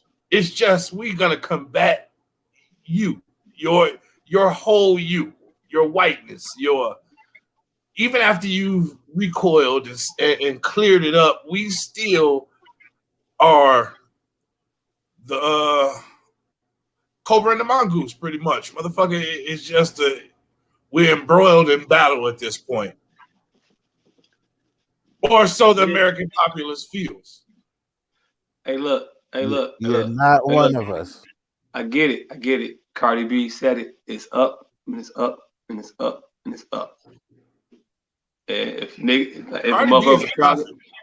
from Chicago would say it, motherfucker would say it's up there and it's stuck there. Like, that's how I feel we are as a country. It's up there and it's stuck there. I don't give a fuck what you do. I don't give a fuck what happened. I am going to be upset. I am going to be in a rage. I am going to have a problem, period. And we're going to continue that and carry it forward as long as I have the issue. And I don't think that that's being helped by individuals trying to fan those flames and fuel their fire, especially with motherfuckers who ain't us, don't look like us, and for no uncertain terms, they don't feel our pain the same way. Them motherfuckers ain't rocking with us like that. If they was rocking with us like that, then they would get the references when they're made. But I just think that sometimes it comes off as a little disingenuous. And if it's not disingenuous, then it's lazy. Because there's more shit, there's other shit that you could be giving attention to that's actually there. But this shit's so easy. You just do that. And the misunderstandings are already there. So why not just fan these flames? I'm just blowing. Could it be hypervigilance? Yes, but hypervigilance is dangerous, very dangerous, because you seek out battles that aren't there sometimes. In doing hear me out though. But isn't hypervigilance more preferable to antagonistic, as you implying? Is there room for someone just to be a pit bull pointed at the wrong direction, as opposed to a menace? An elf in the machine. Well, put it like this: I don't fully understand your metaphor, your analogy. So let me try to explain what I'm understanding as I respond. So I don't fault the pit bull attacking. I'm not mad at that when that pit bull's on our side. They think they're doing some shit for our benefit. Go for it. But when I pull you off, I need you to come off. And in this instance, we're not dealing with animalistic individuals. We're dealing with well-minded, rational human beings. So when you see something that isn't the issue that you may have perceived it to be, to not fan those flames, to not be instigatorial. New word alert. New Monica. Yeah. So don't be instigatorial in the situation, because there's no need for you to do that. If your job is to feel the plight and then go towards it and attack it and address it, but we don't need you just addressing everything, because then you start taking motherfuckers with you that we need over here to attend with some other shit that is needed to be. And I understand motherfuckers say motherfuckers do two things at one time and all the other shit, but yeah, no. Do the one thing at a time. And the one thing at a time should be addressing the inequalities, addressing the oppression, addressing the problems. We don't have the time to be addressing the problems and then addressing the non-problems. And that tweet, for all intents and purposes, isn't an issue for us. It shouldn't be. It's not that tweet ain't harming us. That tweet wasn't made in derogatory nature. That tweet wasn't made in any destructive way towards us. So we weren't feeling defeat. We weren't getting those corporate entities not backing us. We are wasting a valuable entity in the social justice fight that we're fighting by having an owner of an NFL team say something in concert and in support of this movement. Although we might not have wanted it to be said in that specific verbiage, but he's on the right track. Now let's get that motherfucker where we want him to be. Because we talk all this shit about business owners and shit like that, having motherfuckers on our side, having motherfuckers be aware of our shit, having motherfuckers be aware of our plight. So now when shit, who the fuck is on the Raiders at this point? I don't even fucking know. Derek Carr's their quarterback, and I don't know a single Raider. I don't know a single Raider. I don't know if it's a good thing or a bad thing. I don't know. Anyway, I don't know a single Raider. That just begs the question: how soon in the concert can the white person stand up? Like, just imagine had that, because I understand the Raiders sentiment. He was trying to start a motherfucking fan. What's that shit called in the baseball game? The wave. He was trying to start a wave. Yeah. But how soon could he have came in? Like, had Spike Lee did it first, cool. Tyler Perry, Denzel, then him. Like, how soon could he have I Can Breathe? Hey, look. In the concert course. Perfect. That exactly. I have that same question. Because if it was, I want to name a black NFL owner, but I can't because we got one kind of black one, and then she's a minority. I'm talking about old boy something Saeed from the Carolina Panthers, and he's not black. He's just a minority individual who favors us a little bit. You know what I'm saying? So what that's about about Serena Williams in the NFL. If Serena Williams would have tweeted, "I can breathe," part owner of the Miami Dolphins would have tweeted, "I can breathe," would it have been met with the same vitriol? No, because we would have understood it. Yeah, but when it's explained, why we can't understand. Anthony Anderson again, fam. It's placing Anthony Anderson in history. It's like, I hear you, but I don't hear you. If you anywhere you try to place that motherfucker, try to place Anthony Anderson somewhere in history, in any one of his fields. It's like, I don't know about that. Because he's in a place where he's too high to be low and too low to be high.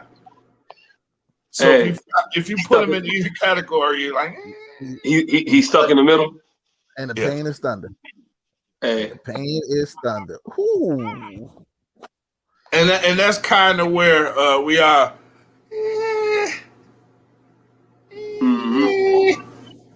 So, but yeah, had somebody who we were familiar with to the sentiment. Well, I guess Serena Williams is a bad case because she's been kind of iffy lately too since her white husband. Hey, look. Not that her husband's white, but that her husband has questionable practices, and he runs Reddit. I mean, just those things. I mean, but we can't turn on Serena. She crip walked like the Olympics. Hey, look, I'm not turning on Serena. Just saying, Serena. Hey, Serena.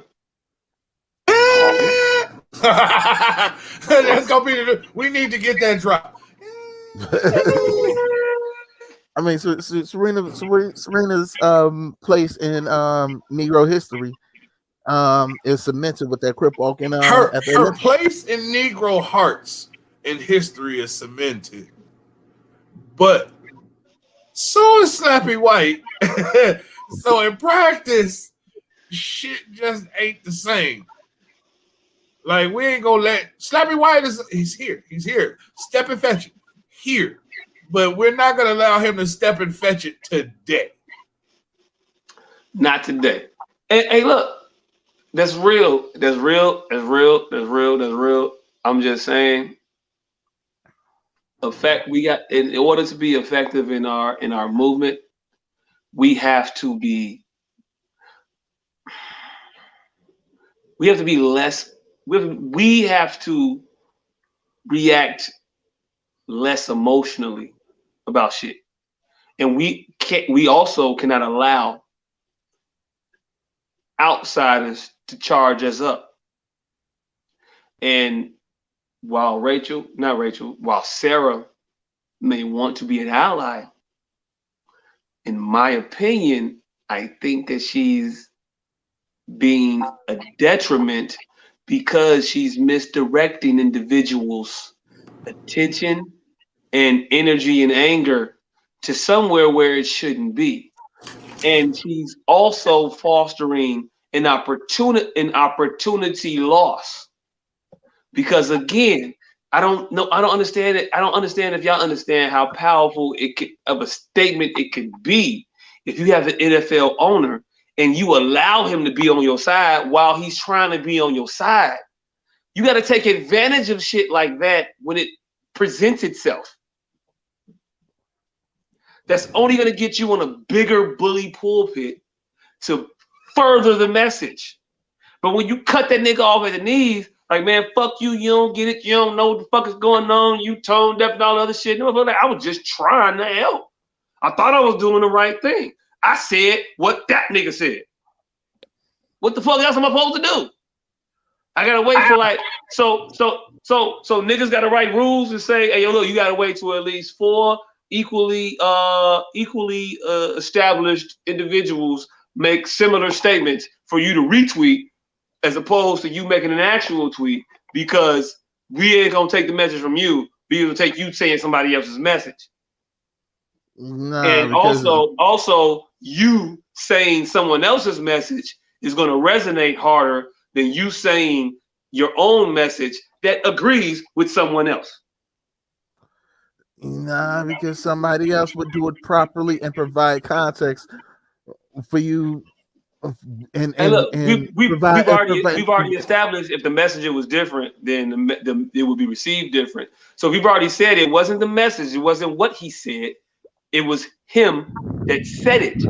It wasn't what he said, it wasn't how he said it. Because if Spike Lee would have tweeted, "I can breathe for 2021," we would have took it how? We wouldn't have took it like a white man saying, "I can breathe." We would have took it as what? We would have took it as a black man who understands what the fuck is going on, saying, "I can breathe." Right. So when that white man says it, and we say, and this is important, and I think that's what we need to be as a people. We need to start saying more, "Fuck you mean," as opposed to just assigning what somebody meant and just cutting them off and saying, "Fuck you, we don't need you, you ain't shit, you wrong for the movement." We losing motherfuckers that we could be using, and that ain't how you win wars. See. And that kind of rhyme, so you know it's true. You know it's right. It's like it kind of rhymed a little bit. See, I look. How about we put it like this? All right, now if you've had 45 white people calling you nigger, and the 46 say nigga, we're supposed to let that slide? Like, oh, hey, I didn't mean it. This is like the way that you've been hearing it all this time. Absolutely not. Absolutely not. But this situation ain't that. And I think that you've been intellectually dishonest when you try to make that as an analogy. He didn't do the equivalent of saying nigga when white folks are saying nigger, and I just say nigga because y'all say nigga. No, this ain't that. Hey, but when every time white people see "I can't breathe," these motherfuckers keep talking "I can breathe." Haha. Remember the motherfuckers, the police officers who put that shit on the Christmas card? I remember that. I remember that. We ain't too far gone to know that. I remember that. But hey, look. I come from the era of Ice Cube saying it's a full-time Jack move. I come from the era of Tupac saying, "Yeah, I took your beat, you fat motherfucker." Well, now he said I fucked your bitch. And yeah, I took their beat. It wasn't rocking it right. Yeah, and we also in the era of one beat down and never compared to 400 years of captivity. Hey, look. Say what you want. Say what you want to say. Say what you want to say, but you can't avoid the fact that you understand what that man was saying. And we are sitting here squandering an opportunity to have an ally, a powerful ally in the fight against social oppression. No, we saying watch yourself, nigga. Hey, look. You saying watch yourself? Why? Why? Because if Spike Lee would have tweeted that same shit and then he retweeted what Spike Lee said, we'd be like, cool. We'd be cool. But it wouldn't have been cool if Spike Lee would have tweeted, man, niggas ain't shit. We'd have understood what he meant, but that ain't for Mike Davis to retweet. No, I think I've not. changed it. Hey, look, now that I said it again, I think I've changed his name like 4 times. From like Mike to Dave to like Dan. It's been a lot of it's been a bunch of different, like slightly different names, I think. That nigga gonna be Miles Davis in a minute. Right. Hey, look, it's gonna be Mark Davis, John Davis, all the Davises. Hey, look, is it Davises or Dave I? Davises. I know it was a joke, motherfucker. Nigga, Davises my joke, motherfucker. and Flamingo. Flamingo. Because they're all male. Why a group of female flamingos can't never get together? I don't know. I've never seen because they're flamingos. Oh, see. My nigga. Good shit. It's good shit. Fuck them up with it. Yeah, but back to my shit. We lose powerful allies in situations, and I think that could have been an opportunity that we could have used to even further entrench the position in which we're fighting for. So now I would use that. I would have used that to put pressure on other NFL owners to say, what the fuck is your statements in support of this shit happening in the world today? I need y'all speaking out on these matters also, like the owner of the Raiders. Yeah, but speak right. Watch your tone and your delivery. Hey, look. We can correct the delivery. We can correct the delivery, 1. And 2, the delivery wasn't all that bad. Again, he's quoting another motherfucker. Well, trying to quote. It wasn't an exact quote because those weren't his exact words, but the sentiment was there. He was trying. And again, when you hear some shit, if I heard that man say that and I wanted to get my tweet off, you know how hard it is to hear some shit and then grab your phone, open up your Twitter app, then start typing out your shit, and you think you're getting off some fire shit off of what this motherfucker that said was fire, and you trying to say the fire shit he said, and you fuck up one little word like I or we, but the sentiment still's there. When you proofread that shit, it still sounds right. It still feels good. It feels exactly like it feels exactly like what that motherfucker said. So I'm saying exactly what I feel the motherfucker said. It feels like it.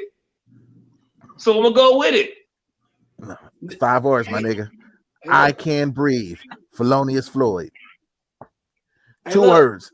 Hey, look. You had 2 words. Again. I think you cutting off your nose and spite your face. I think you turning down a good ass meal in a nice ass restaurant. I don't know. What other little bullshit? I don't think you're turning down a free ride in a fancy car. Nope. I don't know if all of them really connect the same way. Nope. Nah. We apologize. I think some of them was derogatory. I think when Will Mama said it on Fresh Prince, she said it in the disrespectful way. And so what we kids doing? Are getting a free ride. A free ride in a fancy car. Nigga, we apologize. We apologize to the folks snakes that wasn't gonna bite us. That's what it is. And we apologize to the foe.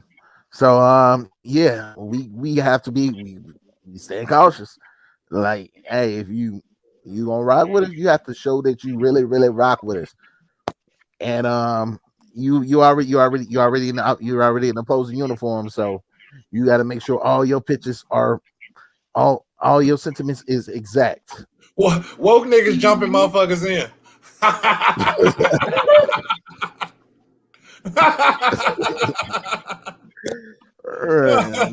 If you can't swim, you bound to drown.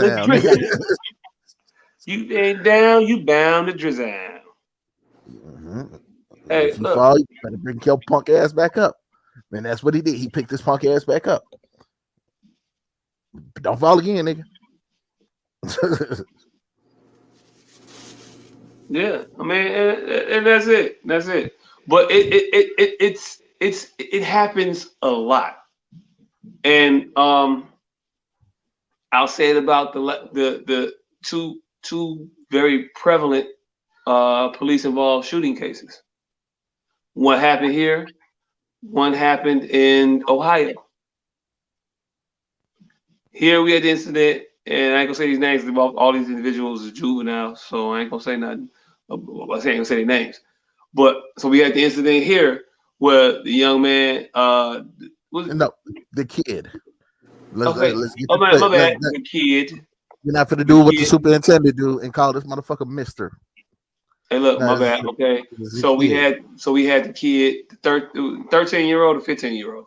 13-year-old kid up here. 13-year-old, 13-year-old kid that was shot in an alley by a Chicago police officer. Now, that's horrific. It's hard to hear. It's troubling.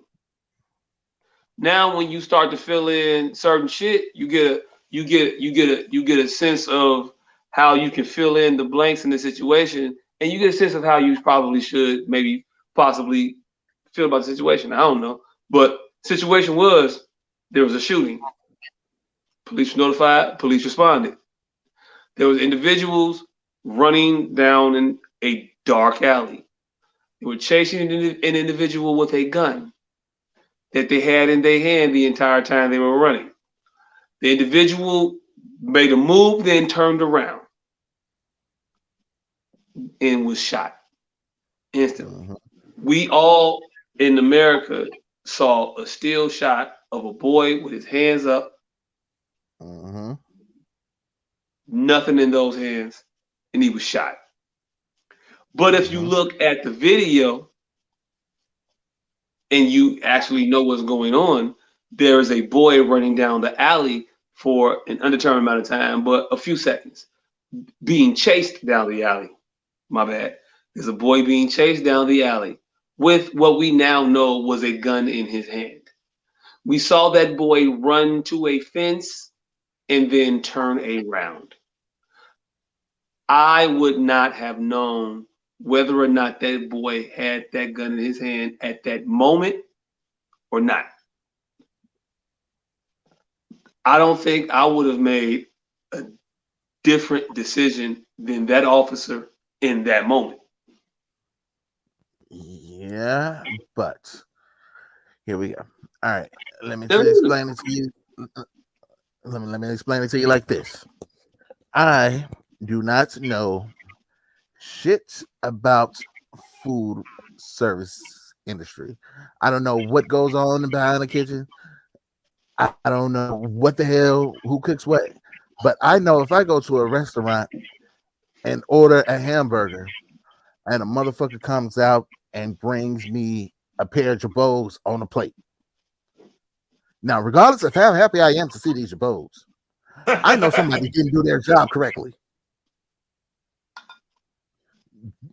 And the same token, if a police officer is chasing somebody and tell them, let me see your hands, and this kid is chasing a kid and says, let me see your hands, and this kid shows him his hands, and that kid ends up dead. I don't know how to order this burger, but I know somebody didn't do their job correctly. Yeah, I'm not making that same statement. I think that person did their job correctly. I really do. I If that really was do. the case, then if that was the case, then he might as well have shot him in the back. If no matter what he did, he was going to shoot the kid. Hey, look, at the point, at that point, that kid is running away. I don't want to shoot him in his back. I don't want to shoot the kid at all. I don't know, and I don't know if this cop's sentiment. This cop could have been looking for a free bonus kill. I don't know. I don't know. But I am assessing the situation and putting myself in both shoes. And I can't take away my 39 years of life experience. So I can't say, man, Joe, with the 13-year-old. Actually, nah, I can't say with my 13-year-old mind, I probably would have did what that same 13-year-old did in that situation. I wouldn't. I wouldn't. I wouldn't. I wouldn't. I'm not gonna throw my gun in there. I'm not gonna. If I got a pistol on me, and I know I got the pistol, I'm not gonna think that I'm gonna be able to just like quickly dirch the pistol and you not gonna find it, or you not gonna see it in my hand and I'm gonna get rid of it. Like I ain't what gun? I'm not gonna just throw it and like turn around like what gun? Wait, what gun? No gun. I'm gonna know that I have a gun in my hand. I'm gonna know that gun is a deadly weapon. I'm gonna know exactly, and this is me at 13. I knew what they were. I knew what it is. I knew what it was if I had a gun in my hand at 13. And I knew at 13 that if I am running from the police with a gun in my hand, I'm gonna probably get shot. 1, 2, I'm not gonna turn around with or without the gun in my hand quickly like he did. I don't know who's able to make that decision that quickly that there's no longer a threat in this moment. And when this man turns around, that I'm not about to get shot. Now, if we look at the video and that man turns around, and he puts his hands up, and you can count some Mississippi in the video, but I wasn't able to count some Mississippis in the video from the time that boy turned around to the time that boy got shot. I wasn't able to make it a long, drawn-out assessment process.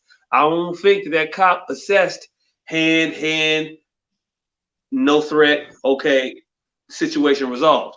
I don't think he was able to do that. I think that cop was running, chasing after that boy, assessing the situation, gun. And then I saw that boy run up and then instantly turn around. I shot. His hands was going up, but I definitely saw him with a gun. And then I saw him turn around at me. I didn't mean to shoot this unarmed boy, but I didn't know he was unarmed at the time. And I think it's reasonable for that cop behave that way.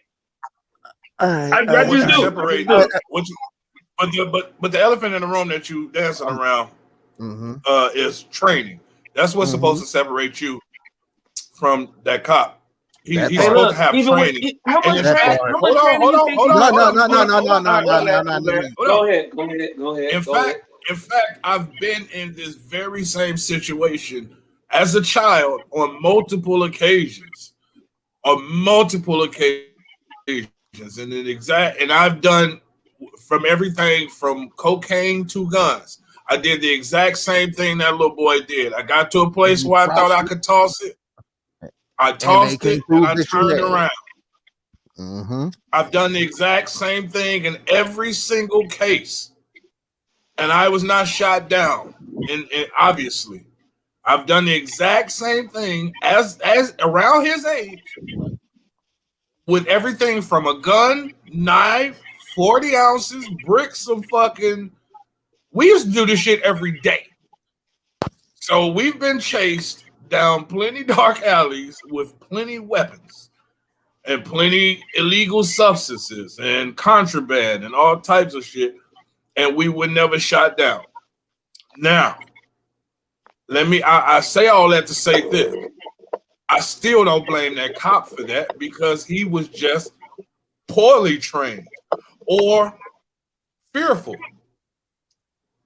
I don't think it was an intent behind it, but it was a lax of fucking judgment. It was a lax of fucking training. Yeah, all right. I think y'all expect motherfuckers to be superheroes, and they not superheroes. I expect him. I expect him to do their job. I expect him to have the same due diligence every cop showed me as a child. Hey, look. I think you're taking your anecdotal evidence as the precedent as to which it should be. If you running around with guns in your hand and you turning around suddenly the cops, hey, look, if you'd have got shot, I wouldn't have no problem with one of them cops shooting you. Period. Nigga, you didn't do because I would have shot you. Just think about Yeah, it. but I would have shot you. yes, I think I'm pretty cognizant with a gun. I think I'm pretty obviously capable. not. I'm capable with one of the motherfuckers. But You're capable, but you're not I a would have trained fucking shot your police ass. officer. Period. And with that statement, we have determined that you should not be a police officer at this point in time in your life. Hey, look. I don't know what part of the gig dictates that motherfuckers with guns can just. Motherfuckers with guns, 1. Motherfuckers that's been busting guns, 2. Motherfuckers with guns making sudden movements can't get shot. Fam, hey, look, nah. This is where military. Hold on. Because number one, kid didn't have a gun when he got shot. Number 2, he doesn't know that specifically this kid was the one shooting the gun. Like you have already tried, found guilty, and convicted and sentenced this kid, which is none of these things are a police officer's job. No. What I've done was assume that this person where I responded to shots being fired, that I found with the firearm was probably the individual firing shots. Now, when we have the benefit of hindsight, facts going out in the case, this was the exact gun that was used in that shooting. Now, while it may not have been that kid, you had that gun. Now, if that kid was given that gun and unbeknownst to him as to what the situation was, and that motherfucker put that gun in their hand and told that kid to run, you know who I'm blaming for that kid death? That motherfucker that put that gun in their hand and told him to run. Because if a cop is chasing you with a gun in your hand, you are probably going to get shot. And there's no reason to dance around that. There's no reason to placate that. There's no reason to act like that happening is unreasonable or irrational or as if a rational individual would not have done the same thing.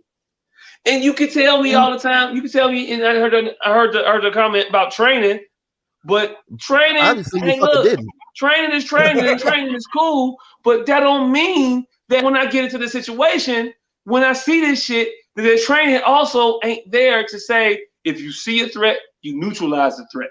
If you see a motherfucker with a gun that make a move on you, hey, look, you got to neutralize it. What do you do in that situation? If I'm chasing you and you got a gun, I'm not going to have my taser out.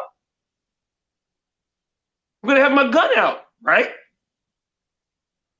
That's reasonable, right? Mm-hmm. So when I'm chasing you and you turn around, I don't have the opportunity to switch weapons. I can't holster my gun and then take out my taser in the middle of a foot chase that's lasting a few seconds.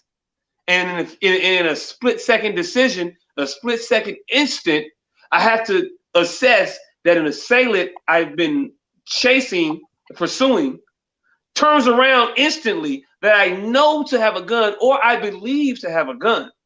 Now, we can have this conversation about cops misidentifying shit that ain't guns. Yeah, we can do that, definitely. And when it ain't a gun, nigga, you couldn't tell that wasn't a gun, I'm at your head top for that bullshit. It's some bullshit because you should be able to tell certain shit in most situations. The alley didn't seem like it was dimly lit enough to where you would mistake a cell phone for a gun or a stick or a knife for a gun. You know, if he had a knife and that motherfucker turned around on him and he shot him, wrong. You wrong as hell. You know damn well he wasn't finna get you. You weren't in any imminent danger because of the knife. But a gun changes all that shit. These are split seconds we talking about. So every situation ain't that situation. Some of these shits is just the long and short of the situation. You want to be mad at anybody? Be mad at the 21-year-old motherfucker that was out there putting in work with a 13-year-old. Be mad at that motherfucker. Can you at least admit that situations like this give way to situations with the cell phone? No.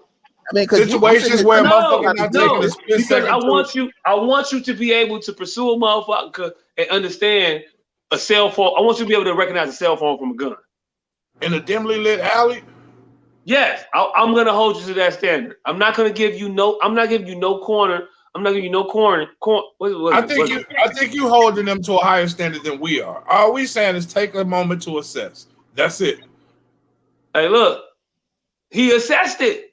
He had a gun. I can't assess them. I'm just saying, taking the moment to assess when I've already assessed that person has a gun. I'm not taking chances on these sudden movements. Period. I'm just not. You gotta assess if he's complying with your orders. My orders was to put your hands up, not to turn around to me and put your hands up. If I'm chasing you and you got your back to me and I say put your hands up, put your hands up. No. Don't turn around and put your hands up because I can't tell you turning around and put your hands up from you turning around to blaze on me. Those shits look similar in the split seconds of you getting shot. Okay, they do. Okay, now you gotta hush. He didn't. He said, "Show me your hands." How do I show you my hands without turning around? Huh? I can turn around and show you my hands, and my nigga, and I can turn around and show you my hands. Hold on. Real quick. I'm gonna demonstrate it for you. I'm gonna demonstrate how I can show you my hands without turning around. Can you see my hands? Can you see my hands? Or if you say, "Show me your hands," I'm going to turn around. See what you're doing is you are giving more latitude to panic for a trained professional than you are to a 13-year-old kid who's scared. Like no. You still need to just because you talk louder don't mean you're right. You're giving the little 13-year-old kid is scared. He turned around and showed him his hands. Now, as a police officer, as a quote unquote trained fucking professional, once he is complying with what you're doing, you sit there and reassess the situation. That is your fucking job. And when your job involves, when you sign up, like, no, you have to take the second to assess this shit. You said it wasn't no Mississippi's from when a kid turned around to when he shot. That was because he quickly pulled the trigger. Like, just because he did shit fast, I don't mean he did the shit right. How many Mississippi's you supposed to give it before you get shot? How many Mississippi's it take for you to get shot? And they got enough to assess the situation if you're a trained fucking professional. The Geneva Convention addresses this for this very reason. The Geneva Convention doesn't allow for military personnel to shoot on occupied land unless what? Unless they are fired upon. That is. I don't know if that's the Geneva Convention. I don't know what the Geneva Convention says. They say you can't shoot. The Geneva Convention is. Yes, the Geneva Convention is rules to honorable engagement. Hey, look, that sounds wild. If I see him up, if I see an ambush when it happens, I gotta wait to get shot at. Well, because this is what they assume. One, these are untrained insurgents. Two, you are a highly trained professional. So you should be able to take a little bit of fire and in that split second be able to react, as opposed to guess whether it's a cell phone or a gun in a child's hand. And these people are dealing with bombs and IEDs and shit like that. Hey, look, yes, be trained to understand whether or not there's a cell phone or a gun. Differentiate. They should be able to. You should be able to do. You should be able to do that. If you're chasing somebody, they got a cell phone in their hand. The situation from old boy in Oakland, they got shot in his grandma's backyard because he was running away from the police because he had a cell phone in his hand that was fucked up, because you should have known there was a cell phone in that man's hands for the entire time you was chasing him. You should have identified what the fuck he was. So I'm not giving you no corner there. But in this situation, what the fuck you want me to say? The boy had a gun. And you can say all you want for that split second in that picture that they still that they already screen grabbing and shooting off and acting like, yeah, he didn't have a gun and that man shot him. That was so wrong. Oh my God, this is police brutality and injustice and all that other bullshit. It ain't. That boy shot that man shot that boy because that boy was making grown folks decisions and he got a grown folks consequence. It's unfortunate and it's sad that boy's life is over with at such an early time, but I can't fault that cop for that. I ain't finna say that cop can't be a cop for that, because that ain't an unreasonable action. It ain't an unreasonable action as determined by their training, as determined by any other reasonable criteria you would judge a motherfucker by. But y'all want to sit here and get on the soapbox and say that, man, because of police brutality and all that shit, every case ain't the same. And it's doing a disservice to the ones that's really fucked up when you point to these ones that ain't that as if they're that. They're not. It's no reason to be sitting here and acting like that case was anything other than a clear-cut, unfortunate situation of a teenage boy being drawn and lured by some grown-ass man that used that boy to do some shit that he was not equipped of age or able to do. And they put him in that position, and that boy lost his life because of it. And I ain't blaming nobody but that motherfucker who he was out there running with that night. These things can coexist. These things can coexist. Nobody's demonizing the cop. All we saying is he's ill-equipped to be a police officer. That's it. Hey, look, nobody's blaming him for the split second. I'm not even saying he's ill-equipped to be a police officer. Again, this is what I'm saying. This is what I'm trying to tell you. This is what I'm trying to tell you. He's ill-equipped to be a police officer. That's it. Nobody's demonizing him in this situation because we all might have reacted the same. But that's why we're not cops. Him, though he is a cop, he should be trained to deal with this exact situation. I disagree. How though? We acting like a month. Okay, so we're judging split-second decisions. We're not judging 9 minutes. We're not judging split-second decisions. We're not judging 9 minutes and 27 seconds with your knee. We're not judging split-second decisions. We're not judging you. You're hanging on an individual to go in their glove compartment, and then you shoot them in front of their child and their mother. We're not judging. We're not saying that. Those are different. Those clearly, that motherfucker shouldn't be a cop no more. Listen, Linda. We're not judging seconds. We're judging the lack of seconds. See, there's that. And then also, there's the fact that nobody is saying that both of these are the same. Like, you're making that assumption. Nobody's even talking about that in the same breath but you. Okay. Right. My bad. All right, get out this raw man. They're not talking about that. They're not talking about that. All right, cool. So to be clear, what you're saying, but what you all are saying is that the cop should be held responsible for the split-second decision that he made based on the criteria that we all saw in that video? No. And you're saying that he's not equipped to be a police officer because of that split-second decision? Yes. Right? Yes. Okay. All right, cool. I disagree.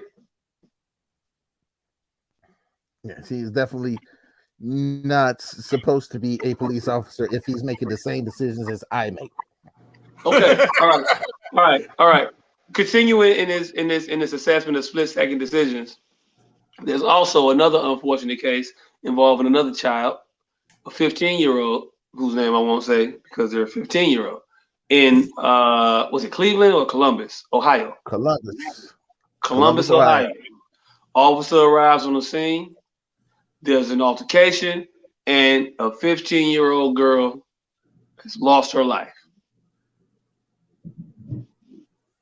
Did I give the facts of the case vaguely enough?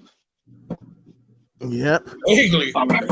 Now, I did that on purpose. Now, I don't want to skew the story anymore. So, can one of y'all give the exact details to the actual story? Okay. Give me your assessment, and then we'll talk. I just want to hear this. Oh yeah, this is what I'm here for. I want to hear this shit. All right, so this girl called the police because she was being threatened by a group of other girls. So she called the police, said these girls got, they trying to jump me. And the police arrive on the scene. And when the officer arrives on the scene, the girl that called the police has the knife in her hand. and she is swinging on one of them, one of the girls that was trying to jump her. The girl that she was swinging on falls, and then the girl who called the police goes after another girl, and she begins to swing on her with the knife. All of this happens within 10 seconds of the police officer showing up. The police officer says, hey, put the knife down, and then fires 3 shots into the girl's chest, killing her.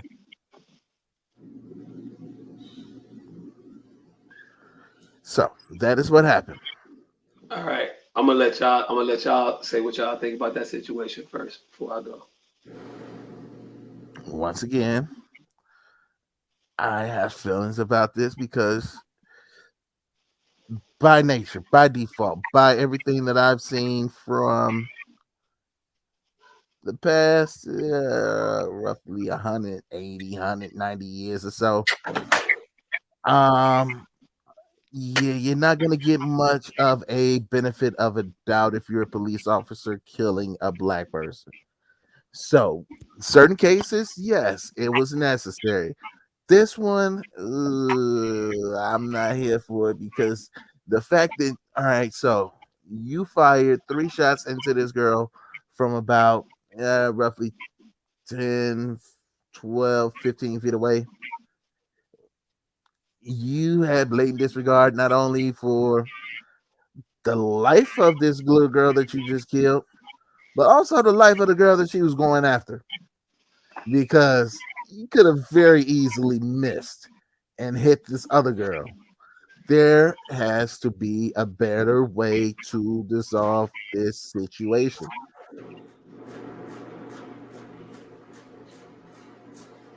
I'm gonna let the man with no name go next before I say anything. String him up. String his ass up. String him up. All right, cool. So those are your sentiments. All right, bet. Look, he was 15, 20 feet away from the situation in which an individual was about to stab another individual. In that instance, the officer's duty is to protect potential victims. He doesn't know good guy from bad guy. And frankly, we don't know good guy from bad guy in this situation. We don't. We definitely don't. All we know is one woman was about to stab another woman in the presence of the police. With And a the little bit of baby police, kitchen knife. huh? With a little bit of baby kitchen knife.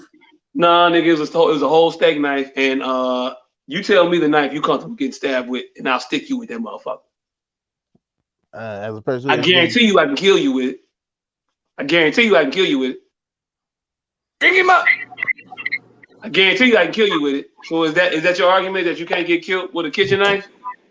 no, Is that what you're gonna that tell ain't, me? Is that that what ain't you're gonna my, tell me? no, that ain't my argument. That ain't my So argument. I'm trying to figure out what your argument is.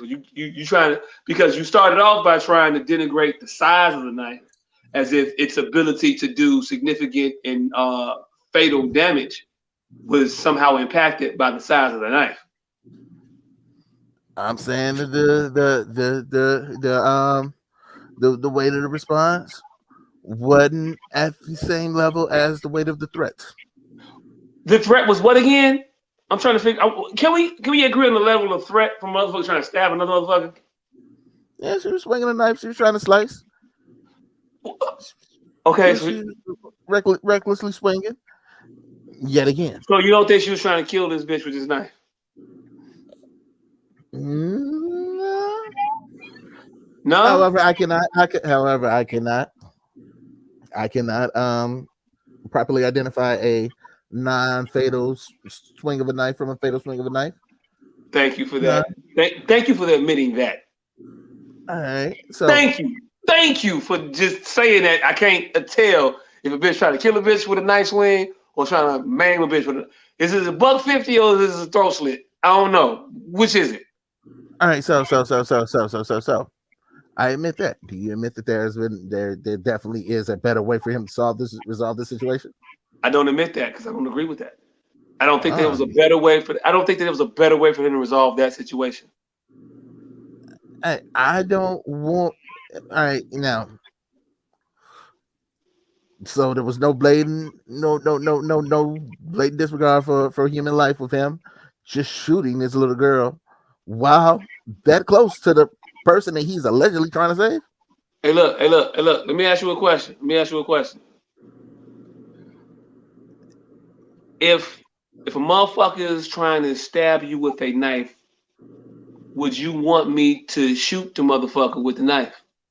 I'm just asking. Let me I'm just asking. No, I'm just asking.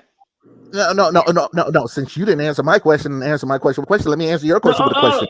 my bad, my bad. Hold on, I hold don't on, like. hold Hold on, on, hold on. hold on. No, no. Let me talk, nigga. Let me talk. I don't like to do that. So ask your question again. I'm going to answer directly your question, and then I'll ask my question. So ask your question again because I don't exactly remember it. So what's your question again? And I'll tell you. I'll give you my answer directly. I honestly don't remember now, but I did answer. So. My bad. Okay. In His, all fairness, I'm willing to answer your question. In all fairness to the argument. So hey, can you just hold on, answer? Can hold you answer mine? on. Do I want you to shoot the person? Um, if you can, I don't want you to shoot me trying to shoot that person. And Hey, look, inflict fam. something. I ain't gonna shoot you trying to shoot that person. She. I got you. I got you. Hey, look. Hey, look. Hey, look. Hey, look. Even if you don't know the quality of shot I am, but I show up as an officer, and I'm about 15, 20 feet away, and we can call timeout. We can say freeze, and we can talk. Me and you can talk in the moment, but we can just talk. We gotta stay in our spots, and nothing can happen other than the words. Now I can tell you, hey, look, fam, I got my gun out now, right? I can shoot this bitch before she completes that swing, or or I can holster my weapon and pull out my taser. But see, the thing about tasers is that they kind of place different. So I got to host. I got to pull out my taser. I would have to holster my weapon and then use my dominant hand to pull out my taser. Or I could just like drop my gun on the ground and put my taser, but that's kind of stupid because nobody's ever trained to drop a gun. That just don't make no sense. I'm not gonna drop a loaded gun. I would have to safely put it away, pull out my non-lethal device, get it aimed, and then get it cracking. Would you prefer me to do that? Oh, by the way that this taser works, there's two little prongs that shoot out, right? And they both got a hitter. Thing is, with it, I kind of need to be a little close to the situation. If I'm far away, there's a chance that I might miss with one of those prongs. And hell, even if I hit her, there's not a guarantee that she won't complete the swing on the stab that she's doing. So, with all that information being communicated in the split second, and you have time to think about it, what would you like me to do as the responding individual in this situation? Let me continue to try to escape before you kill me. All right, cool. Bet. I'm gonna let y'all struggle, and then we'll see what happens. But damn, you got stabbed. That's fucked up. So now, Yeah, she hit you. She hit police you. officer. That's She hit fucked up. you. She hit you. She killed you. You dead. Her life's over because she just murdered a motherfucker, and now she's going to jail forever. So yeah, her life's over. You're dead, and I can be in the clear now because I didn't kill a black person. Is that what's up? Or she's swinging a knife and she misses and I get away and nobody's fucking dead. Fam. Look, fam. I want you to look me dead in my eye, square in my Mm-hmm, face, on my video screen. mm-hmm. That's what you want me to do. That's what you want Yep, me to do. yep, I bet. Cool, yep. cool. Hey, man with no name. Real quick question. Is that what you want me to do too? I didn't hear most of this. I was out the room. Oh, okay. I was saying, if you were being accosted with an individual with a knife, and I show up, and I got my gun out, 15, 20 feet away from me, and I see her, she's in the upper motion of the swing, and we call timeout. We can only talk. We can't. Everybody's frozen, but me and you can communicate. Now we got options. We got options here. I could shoot this bitch with this gun. Probably be killing her. No, I can Or shoot at her. I can drop my gun, pull out my taser, and shoot her. But that's gonna be some time because I'm a cop. We don't really drop loaded guns on the ground. That's just stupid. I don't think anybody with a reasonable brain in their head is just gonna drop a loaded gun. So I'll holster my weapon because that's what I'll be doing. I'll holster my weapon, I'll unholster my taser, and then I'll shoot her with the taser. But knowing how tasers work, there's the two prongs, and they. Oh yeah, I heard all the rest of that. Okay, first. Cool. Hey, look. Without all that extra shit, I just asked you a simple question in this moment. Can you answer it? What option you want me to choose? I have to ask you a question. With all that bullshit. With all that bullshit, what you want me to do? There's only a certain amount of things I can do in this situation. So what you saying in this moment? I wouldn't answer that question without being able to ask you a couple opposing questions. All right, so what's your opposing questions? You gotta ask. What's your questions? Did you receive a call for a brawl? Yes. Right. Uh-huh. Was your taser not at the ready already? No, it wasn't. It wasn't. Yeah.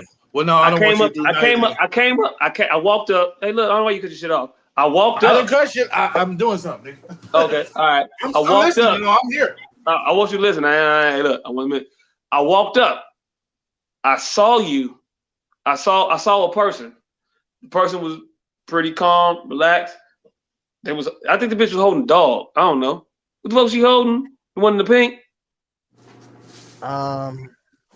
She was standing there talking to somebody else. I don't know what she was holding. No, okay. That's what. It ain't regard. Don't matter what she was holding. I pull up to the situation. I see the chick in the pink. I go to the chick in the pink. We finna start to. I'm trying to assess what's going on, so I try to engage in the conversation with her. And then right off to the side here, there's two girls and a guy in a tussle. Into which I'm called in a situation where I know there's already a deadly weapon being branded about because I'm putting up to a call where there's a knife about. You've already been taser happy. See that? That's my point. Hey, look. A knife is a deadly weapon. A taser ain't. I done seen motherfuckers walk through tasers. So that's just the thing. I'm not gonna pull out my taser first, so I'm able to assess the situation. Tasers are when I've assessed the situation. There's a non-lethal threat. But we get in the woods here. Very specific, direct question. There is a woman with a knife at your head. What do you want me to do? Neither one of those options you've given me. All right, cool. So I ain't gonna do nothing. I'm gonna let it carry out, and I'll fiddle with it. I'll try to pull my taser out. Maybe I'll run over there and get to her.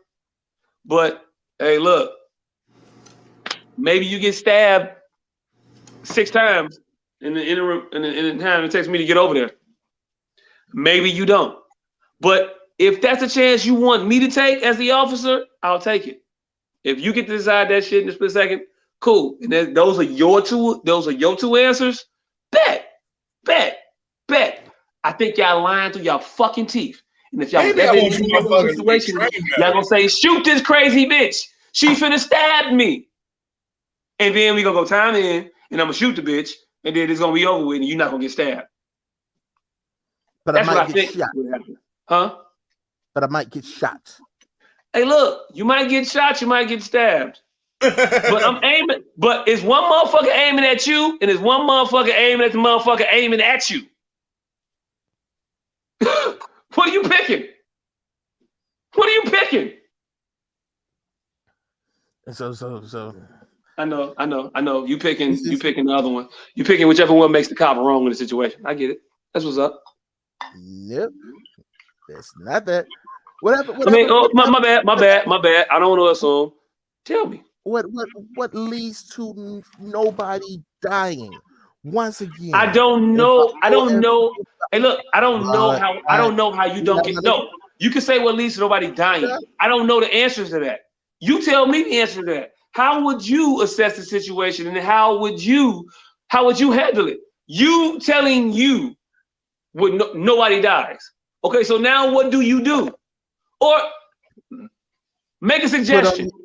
Make a suggestion. Lord, fuck it. Nigga, I keep talking and you keep yelling. My bad. Fuck is the point of this? Do it. I'm gonna put on these jabos to say a motherfucker didn't do their job right. All right. So you're not gonna answer my question. That's what's up. I knew what you was gonna do. I knew what you was gonna do. You was gonna make a joke and not say the answer to the question. But okay, cool. You got it, my nigga. You got it. You didn't answer the question. I asked you what you want me to do. I asked you what you want me to do. I asked you what you want me to do, and you said I'm gonna put on these jabos and make the job right. And you asked me some shit, make it so everybody lives. I'm not gonna do that. You tell me how I make it so everybody lives. You tell me how I do this. You tell me how I save your life in this situation. You tell me that. Nigga, this is a chalk show, nigga. I keep trying to fucking talk. You keep nigga. Just because you talk louder. Just because you fucking talk louder don't make your shit any less fucking wrong. The fact of the matter is, I'm gonna say this one more again. You keep doing this, like you keep asking me what would I do. Guess what the fuck I'm not, nigga. Trained professional. Nigga. Hey, look, give me your best hypothesis. You an intelligent, rational individual. Again, what are you suggesting for this individual to do to save your life? Oh no, can I take this one? Wait. You can take anybody can take it because I don't want to interrupt. I don't want to say shit. All right. You got a motherfucking call about a brawl. You come out with your motherfucking taser ready. And tase this big bitch when you see her finna stab the first motherfucker. Before she even gets over to the second motherfucker. Yes, that 30-foot range taser does have a 30-foot range on it. And yes, obviously he's Draw McGraw and accurate than a motherfucker. All right. So yes. Attempt that shit then. Hey, look. You know, tasers are non-lethal weapons and knives. Hey, if you wasn't going to accept No. I let you talk, right? So I'm scared if you wasn't going to accept the answer, though. That was the question. I accepted your answer. I just want to let you know I'm going to do it. But just to let you know, tasers are non-lethal. And I've seen motherfuckers walk through these shits before. So, hey, look. And also, they not really that accurate from a 30-foot taser ain't accurate from 30 feet. Just because it can hit some shit, don't mean that it do hit some shit. I'm just as likely to miss her with the taser, maybe even more so than I am with the gun. But hey, look. And the second girl is just as likely to knock your stab as the first girl. You got it. And it's cool. In a life-threatening situation, I know to take an assessment and care for the individual threatening your life. That's what's up. Again, you just completely glazed over what I said. I'm talking about the first half of the tape. I'm not talking about when she got the other bitch up against the car. I'm talking the first half of the tape. All right, cool. The first half of the tape, I see two girls and a guy in a tussle. You know who I'm going to tase in that situation? If I'm trying to assess the threats, and you want me to tase it there? No. I don't even see the knife at that point because this shit's happening so fast. I'm looking at the video. Hey, look. What? That's why he pulled out his gun. He was hollering knife. That's why he pulled out his gun. he had his gun out. He had his gun out instantly. Okay, so you saying he saw knife and pulled out his gun. So you wanted him to see knife and in that moment pull out his taser. No, that's not what I said. All right, we're gonna go back to what I said. You got a call about a brawl. I want you to have your taser at the ready. Your taser should have already been out. Nigga, who do you think? Who you got double gunning it with a taser and a pistol in their hands? Who's doing that? You professional. Nobody's doing that, fam, and that's not the training. That's unreasonable as hell. Why is his gun up? Why did you add that to the? You gonna build your straw man regardless? No. Okay. All right. Cool. My bad. So I just got the. So I'm here. I'm here with the taser at the ready. Right. Yes. I pull up with the taser at the ready. Yes. So that's before I identify and I see knife. And so then I pull up with the taser ready. So I see. All right, cool. As once I saw knife and I saw the white girl fall, and now my target's free and clear. Pap. All right. You asked me to make believe. Hey, look. I didn't argue with your answer. I just said I. No, I wasn't. I was about. Niggas always try to assume what a motherfucker is doing. They just be dead ass wrong. But anyway, I was about to read a comment that ain't popping up now because we're not the producer, and I'm not going upstairs to the computer and do the producer shit. So Nicole just said, no, that's not the answer. I don't know when she actually made that comment because we don't have the person there. But anyway, that's what she just said. I don't know what she was referring to, but that's what she just said. So I would ask Nicole if you could clarify that just a little bit. When you said no, that's not the answer. What you meant by what wasn't the answer? That's what I was trying to do, nigga. Hey, look, I can't dispute what you think should happen. I can disagree with it, but I can't say that's what you don't. That's not what you think. That's what you think. I disagree. That's what you think, though. But you did dispute it. She said, no, that's not the answer. That's crazy about using the taser. That's what she said. Anyway, I don't know. I just think y'all wild for that taser shit. I just think that it's a mad, ridiculous way to resolve a life-threatening incident in a split second. I think it's mad ridiculous that you think murdering this little black girl was the only answer to this. And I think that you thinking that letting this other black girl get murdered is okay is also problematic. Yeah, I mean, shit.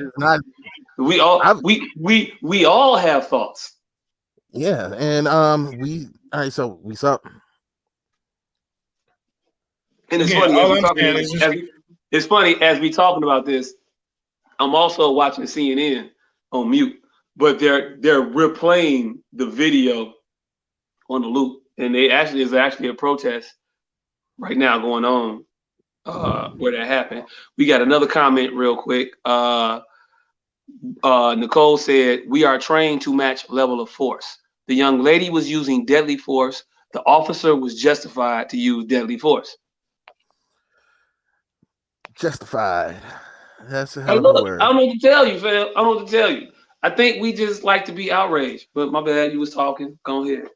No, we just maybe we just don't like seeing black people killed constantly. Neither do I. But also that video, I think, would have resulted in one black person dying. Period. Now choose.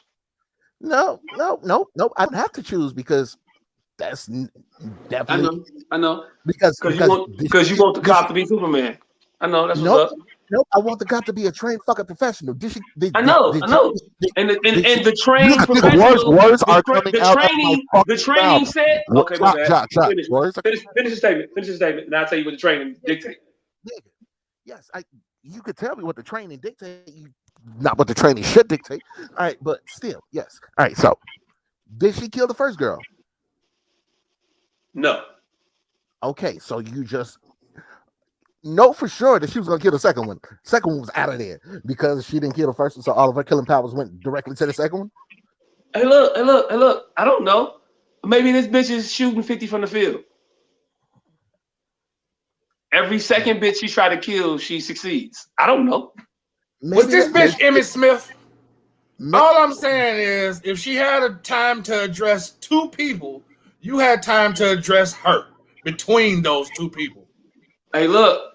Again, that shit was mad quick. Y'all want this training to be something from a movie, and I it's just want not. you to be I faster think than y'all a do. 15-year-old girl if you're a I cop. think y'all want movie. That's it. I think y'all want movie level training. No, I don't think. movie level I don't training. think it. And I think if this cop would have not shot that girl and I she don't killed think that other it's. girl, it would have just been 2 black lives destroyed. I don't think it's out of bounds of asking a police officer to be faster than a 15-year-old fat girl. That's all I'm saying. Hey, look. That bitch was quick. That bitch was quick. She was quick. If she can This address shit is two fast. people, This shit is fast. This whole second from when the altercation pops off. Hey, look. And again, when the officer pulls up to the situation, it looks relatively calm. He's going up to talk to somebody, and that's then even worse. some other shit pops off in his peripheral view. Some shit just a whole 2-on-1 altercation just pops off. I'm pulling my strap. I don't know what the fuck, and I'm telling you, I'm giving you orders to stop. No, don't. And then I identify a weapon, and I shoot the person with the weapon. Came at the cop. Nicole just put another comment there. She says, "You're right, John." Hey, look, it is what it is. I don't know. Hey, look, just because Nicole said I'm right, don't mean I'm right. I think I'm right. And I think Nicole is also correct. Who the in fuck her is assessment Nicole? that I'm correct. But hey, look, it be what it be. I don't know if I'm gonna change y'all's opinions or minds on the situation. I don't think I am. I don't think I am. I know this Nicole? No, I don't think you know Nicole. Oh yeah. No. But she's giving a lot of information. She's giving a lot of thoughts. Y'all address the training, and I'm telling you what the training dictates. It dictates to meet deadly force with deadly force. We've been saying forever. You don't bring a knife to a gunfight. That's what's wrong. Hey, look, you don't bring a taser to a knife fight either. No, period. See, that's the problem with these motherfucking cops today. It's not dictated, it's allowed. You can meet. It don't mean you have to meet. They aren't trained to meet. They are trained to diffuse these situations. They not though, but okay. Because how many? What they supposed to be?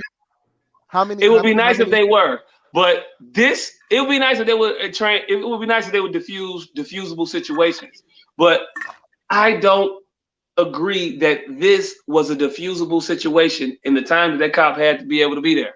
I agree. Nicole said, it wasn't diffusable. Nicole said, let me read the comments real quick. She said, but you need to remember my name. I am a trained officer. And she is a trained officer. What you finna say? I don't give a fuck. Motherfucker, shit. Again, you motherfuckers is allowed to use the force. Y'all not supposed to meet the shit, or else y'all be shooting a lot more motherfuckers. Y'all are supposed to assess the situation and use appropriate action. Hey, look, they shoot a lot of motherfuckers. They shoot a lot of motherfuckers. But they will be shooting a lot more. Granted, can you give me that? If they were just meeting everybody with the appropriate amount or the matching force, they would be shooting a whole lot more motherfuckers. White, because they bring in a lot of armed people. They bring hold on. Can I answer it? He asked me something. Can I answer it? They bring in a lot of Lord, nigga. You could talk for the rest of the show, my nigga. I'm done. He asked me a question. I was gonna answer it. Answer the question. Yes, you are correct. Answer the question, my nigga. I did. Just did. The fuck. So you don't have to meet force with force. They don't write it in the books. Meet An eye for an eye. That's the Bible you're reading out of, nigga. Hey, look. I'm agreeing with you. It's not required. I'm not talking to you. I'm talking to Nicole Pet Cop. Is it Pet Cop? It's not Pet Cop. I said Pet Cop. I don't know her name. I don't know who this is. I don't see nobody shits. You called her Pet Cop. Ace Ventura. Oh, I ain't get the joke. My bad. Not Nicole. I ain't gonna say her last name because I don't say people's last names. But yeah, Nicole. She said, but you're trying to tell us how we're trained. You don't know what you're talking about, but I'll digress. I'm not telling you how you're trained. Obviously, you motherfuckers are undertrained. That's what the fuck we talking about here. That's it. That's it. Yeah. And clearly from all the white people that walk away from situations, y'all not trained to gun motherfuckers down just because they are using deadly force. So clearly y'all not trained that. That's all I'm saying. Mm-hmm. Hey. Nicole. Hey, look. They are trained. I don't think they're adequately trained. Two things could be true at the same time. I don't think that training would have made this situation turn out differently because of how fast it was and because the level of danger that was involved with the situation. Unfortunate, yes. Could there be underlying? I was still talking. Could there be underlying factors about this girl's psyche in situational status and all of that? Yes. Could there have been a better way to do it? Yeah. Could have been a better way. Could have shot the bitch in the shoulder and then like hit that nerve that like make the knife fall out of her head, like on the Equalizer or some shit. But I'm talking about real life. I'm glad you bring up movies. Could we agree that this is extraordinary situations that that even exist in movies? The take the shot because you're standing too fucking close to the fucking alleged victim. Yes. So that was. So would you also agree? But hold on. Would you also agree that the average shooter and dare I say cop wouldn't even been able to make that shot that clean? I don't know about the average. I'm fairly confident I could have made that shot. Oh well, shit. Enough said. I don't know what you want me to tell you, but nothing. I'm just saying. I've been to the range. I didn't put the target down the field. I done took out my 9mm and I done hit that motherfucker where I wanted to hit it. I'm just saying. That's just me. I ain't saying everybody got to be to the standards that I'm at, but these are my standards. I'll put that motherfucker 20 feet down the range. I'll put that motherfucker 30, 40 feet down the range, and I'm going to hit everywhere I want to hit. You're not bold. And I ain't the greatest shot. You're not bold well for disabling a person as opposed to killing them with that statement. Hey, look. I don't know how to disable a motherfucker. I'm not good with the nerve endings and all that shit. I can shoot you in the shoulder, but I don't know if that's gonna stop you from stabbing the motherfucker or not. I know if I clap you in the head, boom, you're done. But hey, look, okay, so again, you have an opinion as though this individual should have been able to de-escalate the situation or mitigate. Well, not even mitigate, because I think he did mitigate the loss of life, but to eliminate the possibility of loss of life. And hey, look, that's what you want. Nicole got a couple other comments real quick. She said, it's just one of the comments. She said, there's a use of force paradigm. It's a use of force paradigm in the training regimen. I'm assuming that's what she means when she say that.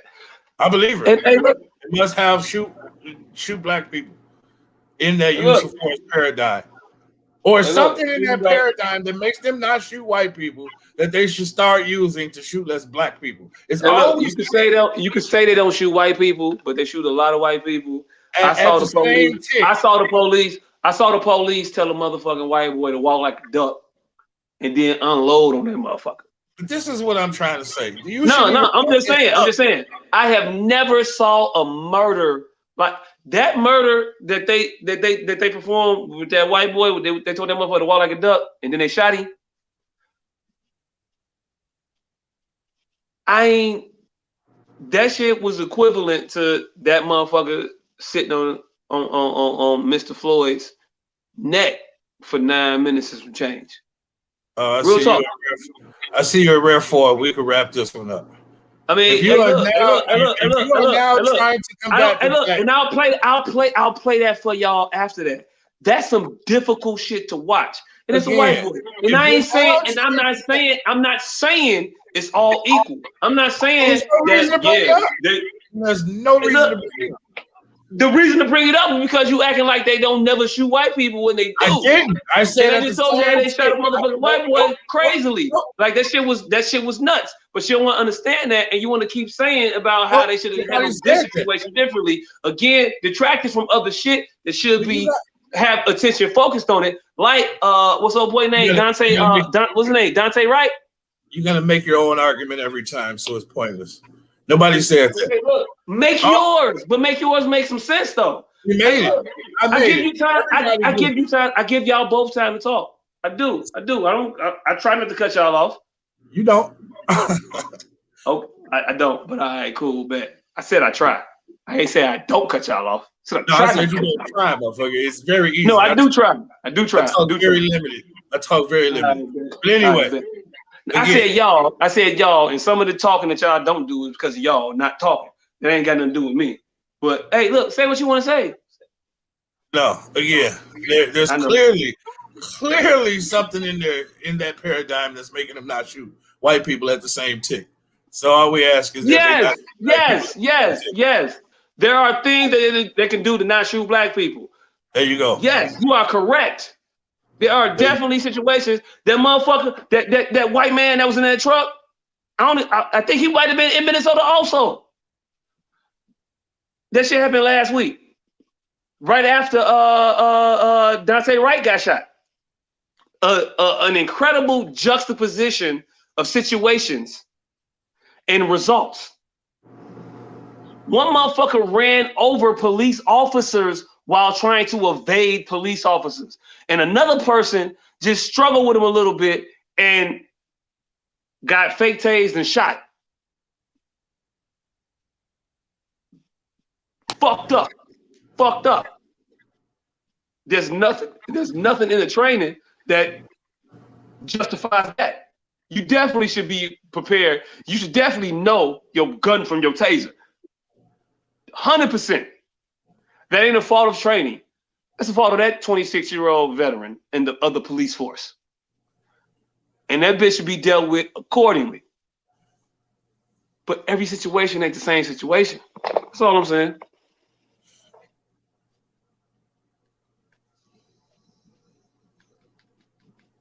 If y'all done, you can run the pun. If y'all got nothing else to say, I ain't got nothing else to say. If y'all done, I'm done. You can run the pun. Oh, we can keep talking. I thought we'd just wrap this situation up. I mean, I already knew when we started talking about this shit, it really wasn't nothing else we was gonna be talking about. That's why I tried to get everything else out the way.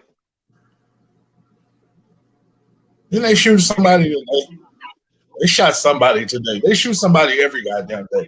They shoot a lot of they shoot motherfuckers all the time. They definitely shot another motherfucker today, and I can't even remember it because of all the other shit that's in my head at this point. If y'all got it, yeah. I don't think it was today, but it was definitely another motherfucker that got shot that we ain't talked about. Yesterday, today. It was something happened today because I was like, oh my damn, we need to talk about this on the podcast. I know what I want to talk about. I don't know if it's this, but I want to talk about the 7-year-old here. Oh, and the PPP loan? It wasn't the PPP loan. What? That drive through at McDonald's. Yes. PPP loan got her ass killed. Was it a PPP loan? Or was it some PPP? What? This motherfucker, I don't know. He did specific argument. All right. Okay. Cool. So I'll hip you out to some shit, right? So the motherfucker who was in the car when this baby was murdered in a drive-through at like McDonald's. McDonald's, right? I can't remember the restaurant. McDonald's, at a drive-through at McDonald's. This motherfucker earlier had made a either Facebook, Instagram, what the fuck it was, social media post pissing on the grave of another individual and saying, I know y'all finna come at me. I know motherfuckers finna be at me. I know my officers out here, all that extra shit, all of the little Facebook posts that he did that had came out.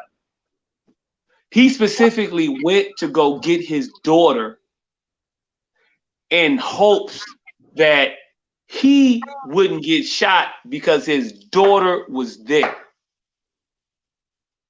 I didn't hear all that. Yeah. Where the fuck did all that come from? He did. This is all the shit that's came out in the last couple of days. But yeah, he did a video pissing on the grave of an individual he didn't like. The people that liked the individual that he didn't like that. They were at him. He knew they were at him. He went and got his daughter. And then he made a post that said, and this is the first post that came out, I know my ops going to be mad at this one when they see me in traffic. Like, he knew what the fuck was happening. It wasn't a surprise. And he went and got his daughter like he was Nino Brown at a fucking wedding and tried to put her in front of him to be the shield so he wouldn't get fucked up and have to suffer consequences for his actions. I can't speak on none of that. I ain't heard none of that. Not one syllable of that. Nowhere. All of that is that. Oh shit. Nigga, you got me. I'm like that anchor you tossed it to that didn't expect a motherfucker to cuss. I don't know. Back to you, Jim. I don't know. I've heard none of that. I can't respond to any of that because I didn't hear any of that. As far as I know, that nigga's just a regular old ragamuffin. And he does dumb shit and has ops just like everybody else has ops. But what happened was the PPP loan put out a list of everybody's address. And they got his address from that. And what he put was, the ops are probably at my door right now because of that. I didn't hear about no pissing on the grave or none of that shit. He posted at my door, probably at my door right now. Hey, look. Two things could be true. I can't speak to that. He could have done all that, and then the PPP loan list came out, and it had motherfuckers' names and addresses, and it was like, oh shit, I know where this nigga at now. But again, that's why I just said I can't speak to that because I didn't hear any of that. I didn't hear any of that. Oh, I'll send it to you.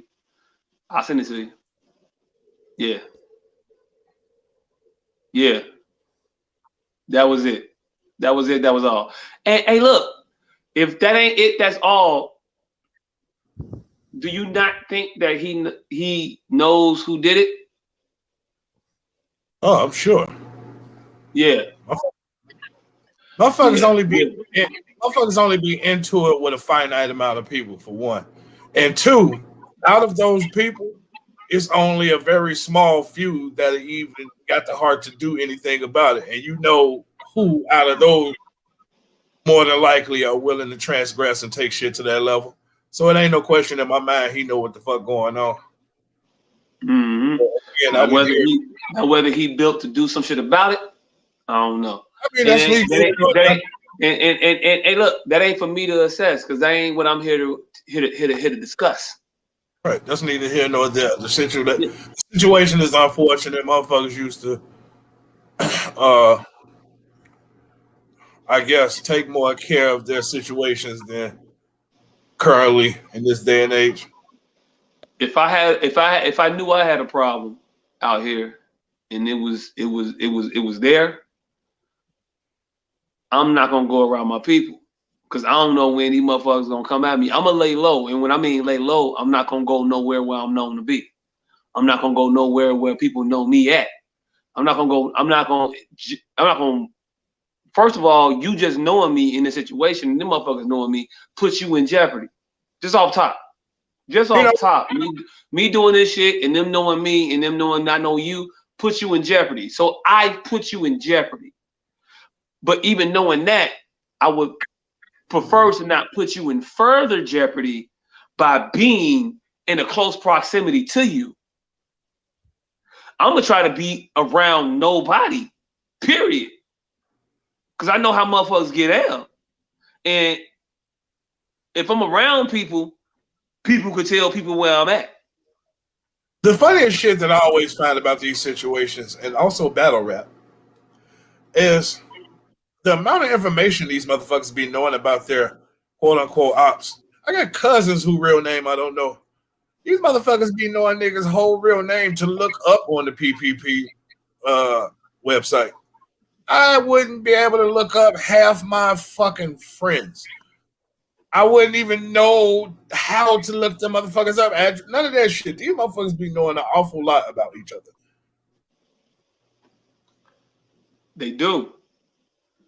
They do. Motherfuckers is nosy nowadays, though. Nigga, fuck nosy. I wouldn't even begin to know how to find out my motherfucking cousin Doc's real name. I wouldn't even begin to know how to look him up on the PPP list. Hey, look, but you're not nosy, though. I'm about to be nosy now. I'm like, hey, look, there's a certain level of security that comes with minding your own business. Got plenty of cousins whose name I don't know. Yeah. Hey, look. When I call that nigga Scooter, he turn around and be like, "What up, cuz? I don't give a fuck what your actual name is. You Scooter. That's it. That's all. I don't need to know nothing else." Got a cousin named Bobo, and if you said his real name around me right now, I'd be shocked. Hey, look, I got a cousin named Bobo, and I know his real name, and now I want to know if they're the same person. No, you ain't no Michelle. I know all the Michelles. Hey, look, but we have a common cousin. Yeah, but this on the other side of the family. I know all of them motherfuckers. Oh, well, hey, look, if you know, then okay, cool. So I don't know them country Mississippi motherfuckers, but them Louisiana country motherfuckers, I know. I know all of them. Hey, look, so what if I told you that was a part from Louisiana? If they ain't Michelle or Dolio, no, I'm fucking with you. They're not from Louisiana. They definitely from Mississippi. I was just fucking with you. But, yeah. I don't know the Massapi motherfuckers. Nah. Hey, look. We got our common cousin. Right. I ain't seen her. What are the chances of us having a whole another one on a different side? Nigga, I just found out a motherfucker that I grew up alongside a motherfucker that I end up knowing in high school that I should have known way earlier because we lived 2 doors down. And she swears she was outside. And I know for a fact I was a fucking street rat. Like, so how a motherfucker did everybody fucking knew me by sight alone, let alone just being loud in front of their fucking house every day, all day. And for this motherfucker to live 2 doors down and we not know each other is fucking remarkable. Like, this was my jumping off the porch time. Hey, look, if she was outside, but she was like down the street that way, and you was outside and you was down the street that way, man, it's possible. When I tell you maybe I was outside maybe she came outside, got picked up, and then went somewhere. No, I was outside. She say she was outside. I was yeah, like, no, but you could be outside and get outside on your block. But see, this ain't just nigga. You remember the area? It wasn't like a block thing, nigga. You remember over there on Rockwell? It wasn't a block thing. You was in that entire area. Yeah, like, but it was motherfuckers that. But it was at a point though. It was motherfuckers that came from different places that was just like there, and it was young enough to be like, yeah, but them motherfuckers would be like outside here, but then be outside over there, outside, but Well, not really outside over here. our outside was from Craft to 71st. Hey, look, From Craft, you talking about some craft? So you like on 74th? From 74th to 71st, from about Tallman to Western. That was outside. And so for a motherfucker to say they was to live 2 doors down from me and be in that same area, like, no, nigga, we was outside. We was on each and every one of these blocks every single day.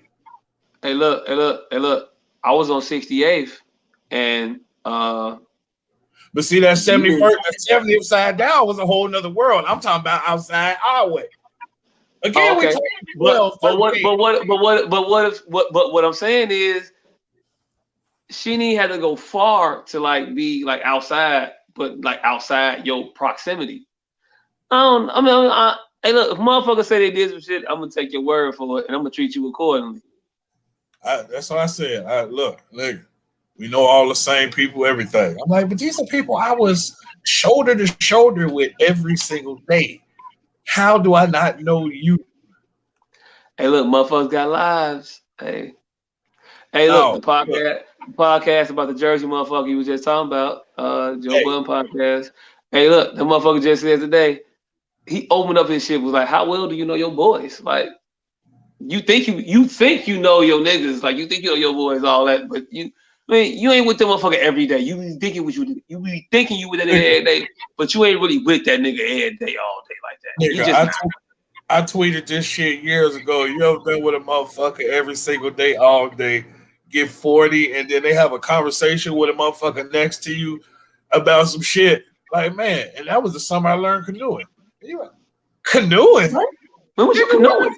What did you learn how to canoe? Nigga, I was with you every single day for the last 30 years. I was right there. No canoeing.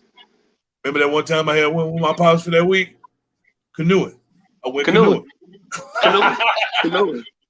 And you just sitting there like, you think you know a nigga. Like, God, I do remember that week you went with your pops. You learned canoeing, nigga? Damn. It just never came up. No shit. We live on fucking Marshfield.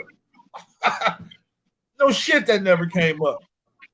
When did you ever canoe again, nigga? Where the fuck did he take you canoeing? Where is the canoe? Hey, look. Can you still canoe, nigga? Right. Can you still? Once you canoe, you can know. No, right. That's just like riding a bike. Until you ask a motherfucker when last time they rode a bike. And they be like, oh shit. You get on that motherfucker, it'll be a little different. Fam, riding a bike is the most exhilarating thing to stop for 10 years and do again. Hey, look, with no hands. If you just riding regular, nigga. Nah, if you do that, when you do that, you feel it's a different level. I got video of me almost killing a little 11-year-old white girl. It was amazing. It was exhilarating. I realized. Wait. Before you finish the story, I need you to say, like, you got to get a spoiler alert. This is why it was exhilarating, but you can't say like me almost hitting the white girl was exhilarating, and then not say shit you need to say before motherfuckers hit you with the nigga. You like hitting white girls? I'm just saying, protect yourself. I don't know what the fuck that is. Day one. Is you on a bike? Yeah, nigga. But why like you on the side of the bike though? Because that was me getting on the bike. I was finna get on the bike. This is my day. Bike riding. Hey, why that look like you ain't like you like in a convention center though? I think I remember was in a fucking convention center, bike riding, nigga. And they had this little fucking track, and I almost killed this fucking little white girl because it was this fucking, again, I hadn't been on a bike in a decade, and it was a fucking electric assist bike. And so naturally, you want to do all the work because your bike riding skills kick in. But you get onto a vertical hill and you're like, I ain't finna be on a bike up that. And they just be like, no, keep pedaling. The bike will do the rest.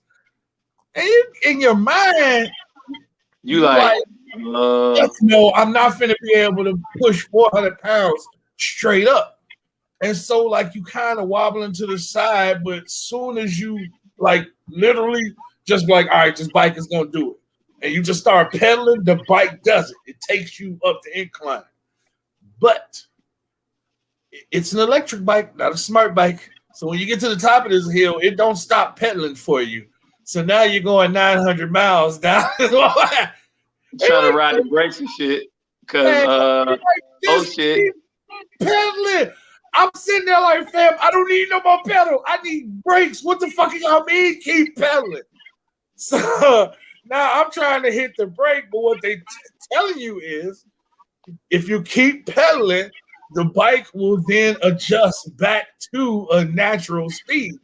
But you're going 90. You don't think this intuitive ass bike is going to clip 400 pounds back down to 90? You know, something reasonable. Hey, look. Fuck this active ass. Can I get a regular brake system? Can I get like a force, like squeeze, press? Oh, it got regular brakes on it. Hand brakes. So I'm gonna hit them motherfuckers. Me, I'm old school biking with it, nigga. I immediately flick the bike back into neutral, as we used to call it. Back pedal into neutral and let this momentum do its own thing. Now I'm going 112 down this fucking steep ass hill. It's this little white kid. Hey, look, I like all my front teeth, and that seems like a good way to lose them. Nigga, I'm going 120 down this motherfucker. This little white girl now. I'm like Robin Williams and fucking Miss Doubtfire. Hey, get out of the way! And she was sitting there froze like a deer headlights, like I just took my foot off the pedal, and I just like fuck it. I leaned into it. Most frightening thing I've done in recent history. So riding a bike is dangerous, nigga. Nigga, I got down to the bottom of that motherfucker, right? And I guess they expect you to be going 100,000 miles an hour because the end ramp is sideways, so you be like this, and you be like, all right, I don't have the right body frame to be doing this. Y'all knew how big I was before I got on this shit. I don't know why the fuck y'all let me do this shit. And turns out you didn't have to go up that steep hill. You could just roll around the regular track, but I didn't know that. It was arrows pointing up that motherfucker. So I thought it was a necessity. See, cops, I thought it was mandatory that you meet force with force. I could have just fucking went around. They were saying, no, this is now a lane open to you if you need to use it. But I mean, you had to go up the hill. I didn't have to go up that motherfucker, even though all arrows pointed me in that direction. That was another Drop way. that motherfucking pun. Yeah, we finna get the fuck up out of here. You know, we do this shit every week. PPEs, ashtrays, the jars with the magnifying glass, all available for the low. PPEs, ashtrays. Where's the jar? Hold up. Damn, the jar just fell. But here's the rest of it. Hey, but trust, the jar's dope. And Jar's dope. Magnifying glass. We here. Candles coming soon. 8 right, 7 left. The infamous ones. Infamous One Season 2. PPE, baby. Oh, and one more thing. Shout out to the homie Cam. Homie Cam had a new single drop not too long ago. Loud Silence. Make sure you stream that motherfucker on Spotify. Tidal. Why the fuck did we drop this shit on here as our new intro? That's a good question. Hey, one stream a week. Hey, yo, hold on. Hello? But definitely check the new single out. New single is dope. And hey, can y'all hear me? Yeah, we can hear you. Here we go. Hold on. I'll mute this one. Can you hear me now? Yes, we can hear you still. Okay. Hey, I had to come to the computer because we can't end it if she don't end it. And she had she was done a little while ago. Can't she just give you hosting privileges before she leaves? No, it's not how this works. StreamYard doesn't do that. They do that on my other StreamYard. Actually, I don't know if they do. I don't know if they do. I don't think they do, but I don't even know if No, they do. I've seen them do it on StreamYards. I've never gotten to hosting privileges, but I've seen them pass it to other people. Hey, look, they might be able to do that. So, hey, look, players fuck up. How you supposed to know till you know? What you do? Ooh. Do for love. Mm-hmm. But Hey, look, hey, I don't know if he gave that pun or not though, because I was coming upstairs. no, I'm in the middle of it now. Well, I'm Oh about to do it shit! now. When I was on my road trip, I went to see the Liberty Bell, and it's not all it's cracked up to be. Wait, what? Liberty Liberty Bell is not all Bell it's cracked up. Are you aware that the Liberty Bell has a crack in it? Yeah.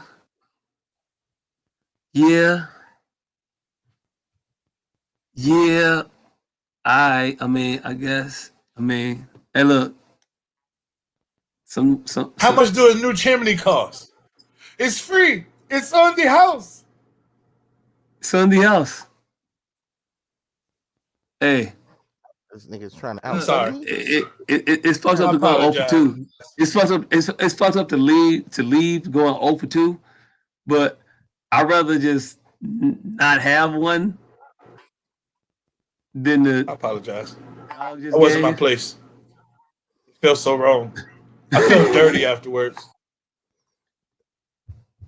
And my particle is What missing has an TikTok done electron. to me? But I'm gonna keep an eye on that.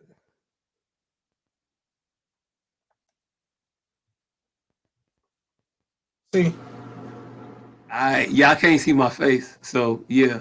So yeah. Yeah. Thank y'all for tuning in. One. What you won't do? Yeah. Do for love.